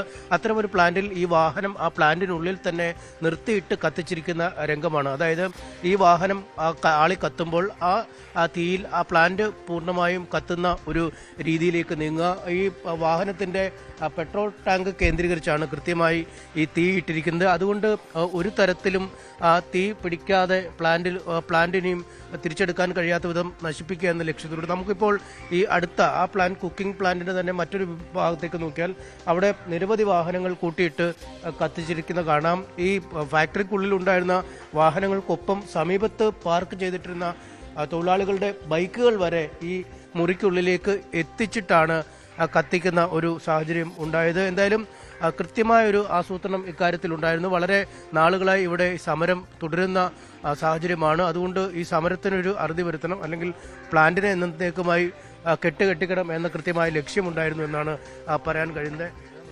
കൃത്യമായൊരു പ്ലാനിംഗ് ഉണ്ടായിരുന്നു അല്ലെ? ഈ പുറത്തുള്ള ബൈക്കുകൾ പോലും അകത്തേക്ക് ഇട്ടാണ് കത്തിച്ചത്. അതെ, ഒരുപാട് ആയിട്ട് പ്ലാൻ ചെയ്തിട്ട് തന്നെ വന്നതാണ്. കാരണം ഇതിനു വേണ്ടിയിട്ട് ബിരിയാണി ചലഞ്ച് നടത്തി ഫണ്ടൊക്കെ സ്വരൂപിച്ച് കേസുള്ള കാര്യങ്ങളൊക്കെ സെറ്റാക്കിയിട്ടാണ് അവർ വന്നത്. പിന്നെ അത് മാത്രമല്ല, ഇതിന്റെ മുമ്പ് ഇതേമാതിരി പ്രശ്നം ഉണ്ടായപ്പോൾ തൊഴിലാളികൾ ആക്രമിക്കുകയായിരുന്നു. അതിന്റെ കേസ് ഇപ്പോൾ നടന്നുകൊണ്ടിരിക്കുകയാണ്. പിന്നെ അന്ന് കേസ് കൊടുത്തത് ഇവിടുത്തെ മാനേജറായിരുന്നു. അങ്ങനെ ഇപ്പോൾ ആ മാനേജർ ഫോട്ടോ ഓരോ ഗ്രൂപ്പിലിട്ടിട്ട് ഓനെ ഇതാക്കണം എന്നുള്ള രൂപത്തിലാണ് ഇപ്പോൾ നടന്നുകൊണ്ടിരിക്കുന്നത്. ഇനിയിപ്പോൾ ഞാനിപ്പോൾ ഇത് ഇട്ടാൽ നാളെ ഗ്രൂപ്പിലുണ്ടാകുക ഞാനാണ്, എൻ്റെ ഫോട്ടോ ആയിരിക്കുന്നുണ്ടാകുക. എൻ്റെ വൈറ്റിപ്പങ്ങൾ ഇട്ടാൽ നാളെ ഗ്രൂപ്പിൽ ഞാനുണ്ടാകും. ഓരോ വാട്സാപ്പ് ഗ്രൂപ്പിലൂടെയാണ് എല്ലാ കാര്യങ്ങളും ചെയ്യുന്നത്. അപ്പോൾ ആ രൂപത്തിലാണ് തൊഴിലാളികൾ ആക്രമിക്കുന്നതാണ് പ്രശ്നം. സമരങ്ങൾ ഒരുപാട് 6 കൊല്ലമായിട്ട് കാണുന്നതാണ് സൈഡിൽ നിന്നിട്ട് സമരം ചെയ്യുന്നതാക്കുന്നത്. ഇതിപ്പോൾ ഈ കുറച്ചു കാലമായിട്ടുള്ളൂ ഈ രൂപത്തിലേക്ക് മാറിയിട്ട്. കഴിഞ്ഞ പ്രാവശ്യവും തൊഴിലാളികൾ ആക്രമിച്ചിട്ടാണ് ഏറും കല്ലൊക്കെ ആയിട്ട് ഭയങ്കരമായിട്ട് പ്രശ്നമാക്കിയിട്ടാണ് പോയത്. അതിനുശേഷം എന്ത് സംഭവം ഇതിനകത്ത് നടന്നതായിട്ട് അറിഞ്ഞു നിങ്ങളൊരു? വൈകുന്നേരം ഞാനിവിടെ അല്ല, ഞാൻ ഡ്രൈവറാണ്. ഞങ്ങളെല്ലാവരും വന്ന് പറഞ്ഞ ഉച്ചയോടെ സമരമുണ്ട്, ആരും അങ്ങോട്ട് പോകണ്ട, വണ്ടി റോഡുമ്മൽ വെച്ചിട്ട് പോയാൽ മതി, പോലീസുകാരെ വന്നിട്ട് വിളിച്ചു, എന്നിട്ട് വേണമെങ്കിൽ ഓല് പറയുകയാണെങ്കിൽ മാത്രം അങ്ങോട്ട് കയറിയാൽ മതി എന്ന് പറഞ്ഞിട്ട് നമ്മളെല്ലാവരും വണ്ടി സാധാരണ പോലെ അവിടെ റോഡുമ്മൽ വെച്ചിട്ട് വീട്ടിൽ പോയതാണ്. പോയി കഴിഞ്ഞിട്ട് 3-4 വണ്ടി ഇങ്ങോട്ട് കയറണം എന്ന് പറഞ്ഞു. അങ്ങനെ ആ വണ്ടിയായിട്ട് 4 ആളെ പറഞ്ഞിട്ട് ഓല് വരുന്ന വഴിക്ക് വണ്ടി അവിടത്തെ ഏറ് തുടങ്ങി. വണ്ടി ആ ജംഗ്ഷനിലെത്തി സമരക്കാർ ഏകദേശം അടുത്തെത്തി ആ എറിഞ്ഞിട്ട സ്ഥലങ്ങൾ കാണാം. അവിടെ തന്നെ ഏറ് തുടങ്ങി വണ്ടി ഇടിച്ച് അതിൽ മറ്റേ ഡ്രൈവറെ കണ്ണിന് പരിക്കെത്തിയ ഗ്ലാസ് ഒടിഞ്ഞിട്ട് അന്നും പല ഏറ് അതേ വണ്ടിക്കാണ് എറിഞ്ഞതും അതേ ഡ്രൈവറിനാണ് അന്നും പരിക്കെത്തിയത്. കഴിഞ്ഞ പ്രാവശ്യം ഇതേമാതിരി എറിഞ്ഞതാണ്. അത് കാട്ടുന്നതിന് പരസ്യമായിട്ടല്ല, അത് ഒളിച്ചു തീർന്നതിന്. ഇതിപ്പോൾ കറക്റ്റ് പോലീസുകാരുണ്ട് അവിടെ, കുട്ടികളും പെണ്ണുങ്ങളെ മുന്നിൽ വെച്ച് അവിടാണ് മറ്റേ ഒരു സീൻ ക്രിയേറ്റ് ചെയ്തത്. എന്നിട്ട് അവിടെ അത് നടന്നുകൊണ്ടിരിക്കുമ്പോൾ പോലീസ് മറ്റേ ടിയർ ഗ്യാസോ എന്തോന്ന് പൊട്ടിച്ച് പോലെ ബേക്ക് കൂടി കയറിയ ഇവിടെ നടക്കുന്ന വിവരമൊന്നും അവിടേക്ക് അറിയുന്നില്ല. അത്രയും ദൂരാണ്, സൗണ്ടും കേൾക്കൂല. ഫുള്ള് അവിടെ അടിച്ച് പൊളിച്ച് കത്തിച്ച് ഇതൊക്കെ വിവരങ്ങൾ കഴിഞ്ഞിട്ടാണ് പോലീസുകാർ അറിയുന്നത്. അങ്ങനെയാണ് ഫയർഫോഴ്സിനെ വിളിക്കുന്നത്. ഫയർഫോഴ്സ് വിളിച്ചപ്പോൾ ചെയ്ത് പോലെ കൊടുത്തായി പോലെ ആ ഏരിയയിൽ വെച്ച് ഫയർഫോഴ്സിനെ അവിടെ തടഞ്ഞിട്ടായി. പിന്നെ പോലീസുകാർ ഇടപെട്ട് നരിക്കുനിന്നാണ് ഫയർഫോഴ്സ് വേറെ കൊണ്ടുവന്നിട്ട്.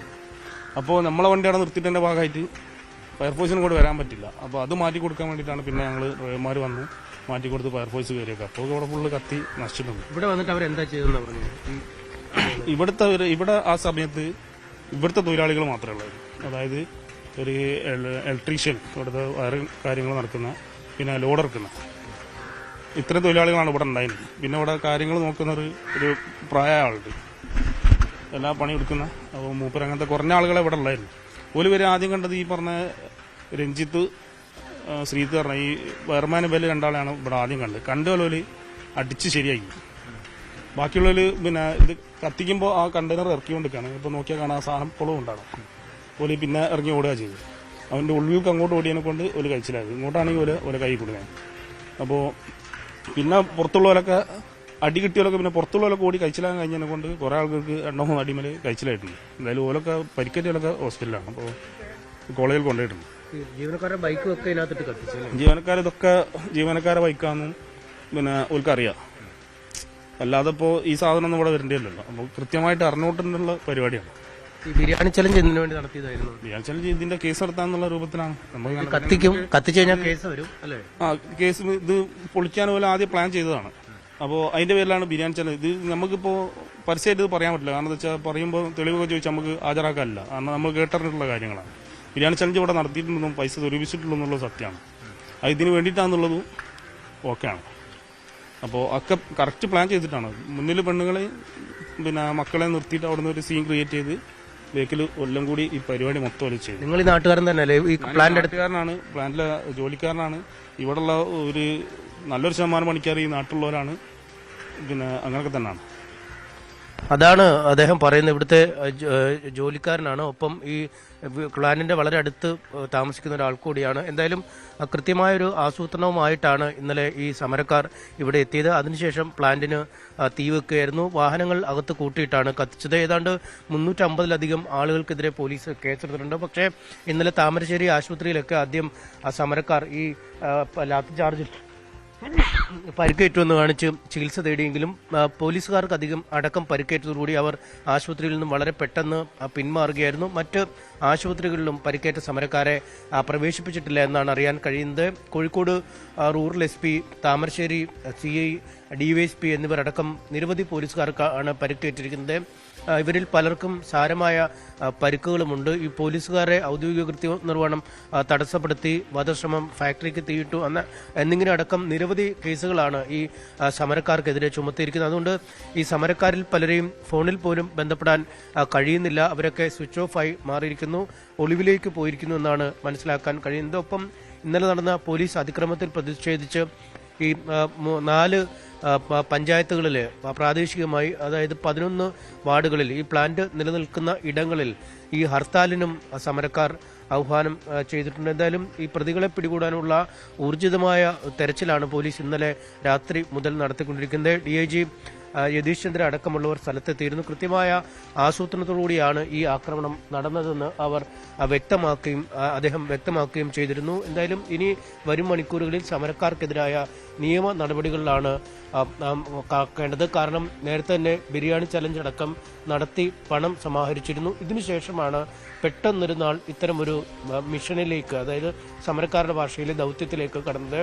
പ്ലാന്റ് പൊളിച്ചു നീക്കുക എന്ന കൃത്യമായ ലക്ഷ്യമുണ്ടായിരുന്നു, പ്ലാന്റിന് തീ വെക്കുക എന്ന കൃത്യമായ ലക്ഷ്യമുണ്ടായിരുന്നു. ഒപ്പം കേസുകൾ പുറത്തു വരും എന്ന് അവർക്കറിയാമായിരുന്നു. ആ കേസുകളടക്കം നേരിടാൻ തയ്യാറായാണ് ഇത്തരമൊരു കൃത്യത്തിലേക്ക് ഇറങ്ങിയത്. എന്തായാലും 3-4 വർഷങ്ങളായി തന്നെ തുടരുന്ന സമരമാണ് ഈ ഫ്രഷ് കട്ടിനെതിരായി ഈ മേഖലയിലുള്ളത്.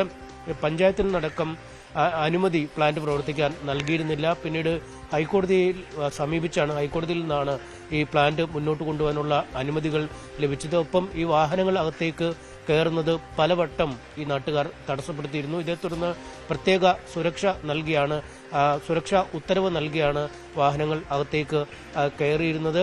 ഒരുപാട് നാളുകളായി അവർ സമരം ചെയ്യുന്നു. ഈ പ്ലാന്റിന്റെ പ്രവർത്തനം സജീവമായി നടക്കുന്ന ആ സമയങ്ങളിൽ കൃത്യമായി അവർക്ക് ഭക്ഷണം കഴിക്കാൻ കഴിയുന്നില്ല. രൂക്ഷമായ ദുർഗന്ധം അടിക്കുന്നു. ഈ നാട്ടുകാരായ ആളുകൾ നിത്യ രോഗികളായി മാറുന്ന സാഹചര്യം. അങ്ങനെ അതീവ ഗുരുതരമായ നിരവധി പ്രശ്നങ്ങൾ ഉന്നയിച്ചാണ് ഈ സമരവുമായി മുന്നോട്ട് പോയിക്കൊണ്ടിരിക്കുന്നത്. പക്ഷേ ഈ ഇത്തരമൊരു പ്ലാനിന്റെ ആവശ്യകത ചൂണ്ടിക്കാട്ടിയാണ് ഈ പ്രതിഷേധങ്ങളെയൊക്കെ സർക്കാർ അല്ലെങ്കിൽ ഈ ജില്ലാ ഭരണകൂടമൊക്കെ മറികടന്നത്. കാരണം കോഴിക്കോട് ജില്ലയിലെ കോഴി മാലിന്യങ്ങൾ പൂർണ്ണമായി സംഭരിക്കുകയും അത് സംസ്കരിക്കുകയും ചെയ്യുന്ന ഒരു ഇടമാണിത്. ഇത്തരമൊരു സംസ്കരണ നടപടികൾ കൃത്യമായി നടന്നില്ലെങ്കിൽ ഈ കോഴി മാലിന്യങ്ങൾ എന്ത് ചെയ്യുമെന്നൊരു ചോദ്യം അധികൃതർക്ക് മുന്നിലുണ്ട്. അതുകൊണ്ട് തന്നെയാണ് പലപ്പോഴും ഇത് പ്രവർത്തിക്കുന്നതിനുള്ള അനുമതി വിവിധ തലങ്ങളിൽ നിന്നും ലഭ്യമാവുകയും ചെയ്ത് ഈ പ്രതിഷേധങ്ങൾ ഉയർന്നപ്പോൾ ഒക്കെ ഈ കൂടുതൽ മാർഗങ്ങൾ, ഈ മലിനീകരണ നിയന്ത്രണ സംവിധാനം അടക്കമുള്ള മലിനീകരണ നിയന്ത്രണ ബോർഡിന്റെ അടക്കം നിർദ്ദേശങ്ങൾ സ്വീകരിച്ച് പുതിയ ബെഡുകൾ അല്ലെങ്കിൽ പുതിയ പ്ലാന്റുകൾ എന്നിവ ഈ വെള്ളം സംസ്കരിക്കുന്നതിനും മാലിന്യത്തിൽ നിന്നുള്ള ഗന്ധം പുറത്തേക്ക് വ്യാപിക്കാതിരിക്കുന്നതിനുമൊക്കെ ഏർപ്പെടുത്തിയിട്ടുണ്ടെന്നാണ് അധികൃതർ വ്യക്തമാക്കിയത്. നേരത്തെ നമ്മളടക്കം ഈ പ്ലാന്റ് സന്ദർശിച്ച് അധികൃതർ ഈ പുതിയ സംവിധാനങ്ങളൊക്കെ കാണിച്ചു തരുന്ന ഒരു രീതിയിലേക്കൊക്കെ മാറിയിരുന്നു. പക്ഷേ അതിനൊക്കെ ശേഷവും വലിയ ദുർഗന്ധം നാട്ടിലേക്ക് അടിക്കുന്നു. അങ്ങേയറ്റം ഒരു സമാധാനമുള്ള ഒരു ഇടമാണ് അമ്പായത്തോട്. ഈ റബ്ബർ തോട്ടങ്ങളും ഒക്കെ ഉള്ള ജലസ്രോതസ്സുകളൊക്കെ നന്നായി ഉണ്ടായിരുന്ന ഒരു ഗ്രാമപ്രദേശമാണ്. പക്ഷേ ആ ഗ്രാമപ്രദേശത്തിന്റെ ഒരു സ്വൈര്യ ജീവിതം നഗരങ്ങളിൽ നിന്നുള്ള ഈ ഇറച്ചി മാലിന്യങ്ങൾ കൊണ്ടുവന്ന് നിക്ഷേപിച്ച് സംസ്കരിക്കുന്നതിലൂടെ നഷ്ടപ്പെട്ടു എന്നാണ് നാട്ടുകാർ എന്നും ആരോപിച്ചിരുന്നത്. നിരവധി തലങ്ങളിലുള്ള സമരങ്ങൾ പല കാലങ്ങളിലായി നടന്നിട്ടുണ്ട്. ഒരുപാട് ഉപരോധ സമരങ്ങൾ നടന്നിട്ടുണ്ട്, ഒരുപാട് പ്രതിഷേധ സമരങ്ങൾ നടന്നിട്ടുണ്ട്.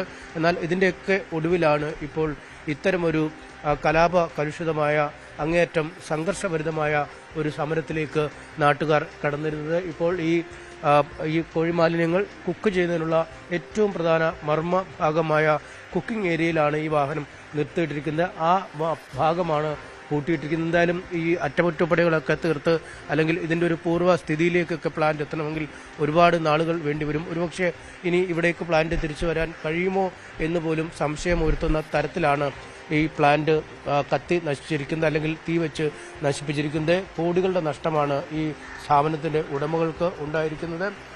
ഏതാണ്ട് പ്ലാന്റിൻ്റെ പ്രവർത്തനം പൂർണ്ണമായി സ്തംഭിക്കുന്ന രീതിയിലേക്ക് തന്നെയാണ് പ്ലാന്റ് കത്തിച്ച് നശിപ്പിച്ചിരിക്കുന്നത്. യെസ്, എം എസ് അനീഷ് കുമാറാണ് കോഴിക്കോട് നിന്ന് വിശദമായ വിവരങ്ങളുമായി നമുക്കൊപ്പം ചേർന്നത്. സംസ്ഥാനത്ത് അമീബിക് മസ്തിഷ്ക രോഗബാധയും മരണവും കൂടുമ്പോഴും രോഗത്തിന്റെ ഉറവിടം കണ്ടെത്താൻ കഴിയാതെ ആരോഗ്യവകുപ്പ്. കഴിഞ്ഞ വർഷം 38 പേർക്കാണ് രോഗം ബാധിച്ചതെങ്കിൽ ഈ വർഷം ഇതുവരെ 135 പേർക്ക് രോഗം സ്ഥിരീകരിച്ചു. ഈ വർഷം മരണസംഖ്യ 29ആയി. ഈ മാസം 47 പേർക്ക് രോഗം സ്ഥിരീകരിച്ചു. ഇന്നലെ മരിച്ച പോത്തൻകോട് സ്വദേശിനി ഉൾപ്പെടെ 7 പേർ മരിക്കുകയും ചെയ്തു. സെന്റ് വിതരണ കമ്പനികൾ മുഴുവൻ സ്റ്റോക്കുകളും തിരിച്ചെടുത്തതോടെ കോട്ടയം മെഡിക്കൽ കോളേജ് ആശുപത്രിയിലെ ഹൃദ്രോഗ ചികിത്സ പ്രതിസന്ധിയിൽ. ഭീമമായ തുക കുടിശ്ശിക വന്നതോടെ കോട്ടയം ഉൾപ്പെടെയുള്ള 4 ആശുപത്രികളിലെ ടെന്റുകൾ വിതരണ കമ്പനികൾ തിരിച്ചെടുത്തു തുടങ്ങിയിരുന്നു. തിരുവനന്തപുരം, കോഴിക്കോട് മെഡിക്കൽ കോളേജുകളിലെയും എറണാകുളം ജനറൽ ആശുപത്രിയിലെയും ഉപകരണങ്ങൾ തിരിച്ചെടുത്തേക്കും. 18 മാസത്തെ കുടിശ്ശികയിൽ 2 മാസത്തെ കുടിശ്ശിക മാത്രമാണ് നൽകിയത്. ഇനി നമ്മൾ രാവിലെയിൽ കടക്കാൻ പോകുന്നത് സ്പെഷ്യൽ ഡേ സെഗ്മെന്റിലേക്കാണ്. തിരുവനന്തപുരം പൗണ്ട് കടവ് സ്വദേശികളായ ഷിഹാനയുടെയും റിയാസിന്റെയും മകൾ മലാഹ ബത്തൂലിന്റെ ജന്മദിനമായിരുന്നു കഴിഞ്ഞ ദിവസം. അപ്പോൾ 1ാം പിറന്നാളാണ് മലാഹക്കുട്ടി കഴിഞ്ഞ ദിവസം ആഘോഷിച്ചത്. അപ്പോൾ ബർത്ത്ഡേ വിഷ് വരാൻ ഒരു അല്പം ലേറ്റായി പോയി. മലാഹ മോൾക്ക് ബിലേറ്റഡ് ഹാപ്പി ബർത്ത്ഡേ വിഷസ് അറിയിക്കുകയാണ് ന്യൂസ് 18 കുടുംബത്തിന്റെ ഭാഗത്ത് നിന്ന്. പുല്ലുകാട് സ്വദേശികളായ ദിലീപിന്റെയും സന്ധ്യയുടെയും മകൻ ധീരജിന്റെ ജന്മദിനമായിരുന്നു കഴിഞ്ഞ ദിവസം. അപ്പോൾ ധീരജ് മോനും വിഷസ് അറിയിക്കാൻ ഒരല്പം വൈകി. അപ്പോൾ ബിലേറ്റഡ് വിഷസ് അറിയിക്കുകയാണ് ധീരജ് മോന് ന്യൂസ് 18 കുടുംബത്തിന്റെ ഭാഗത്ത് നിന്ന്. ബിലേറ്റഡ് ഹാപ്പി ബർത്ത്ഡേ വിഷസ് മോനെ.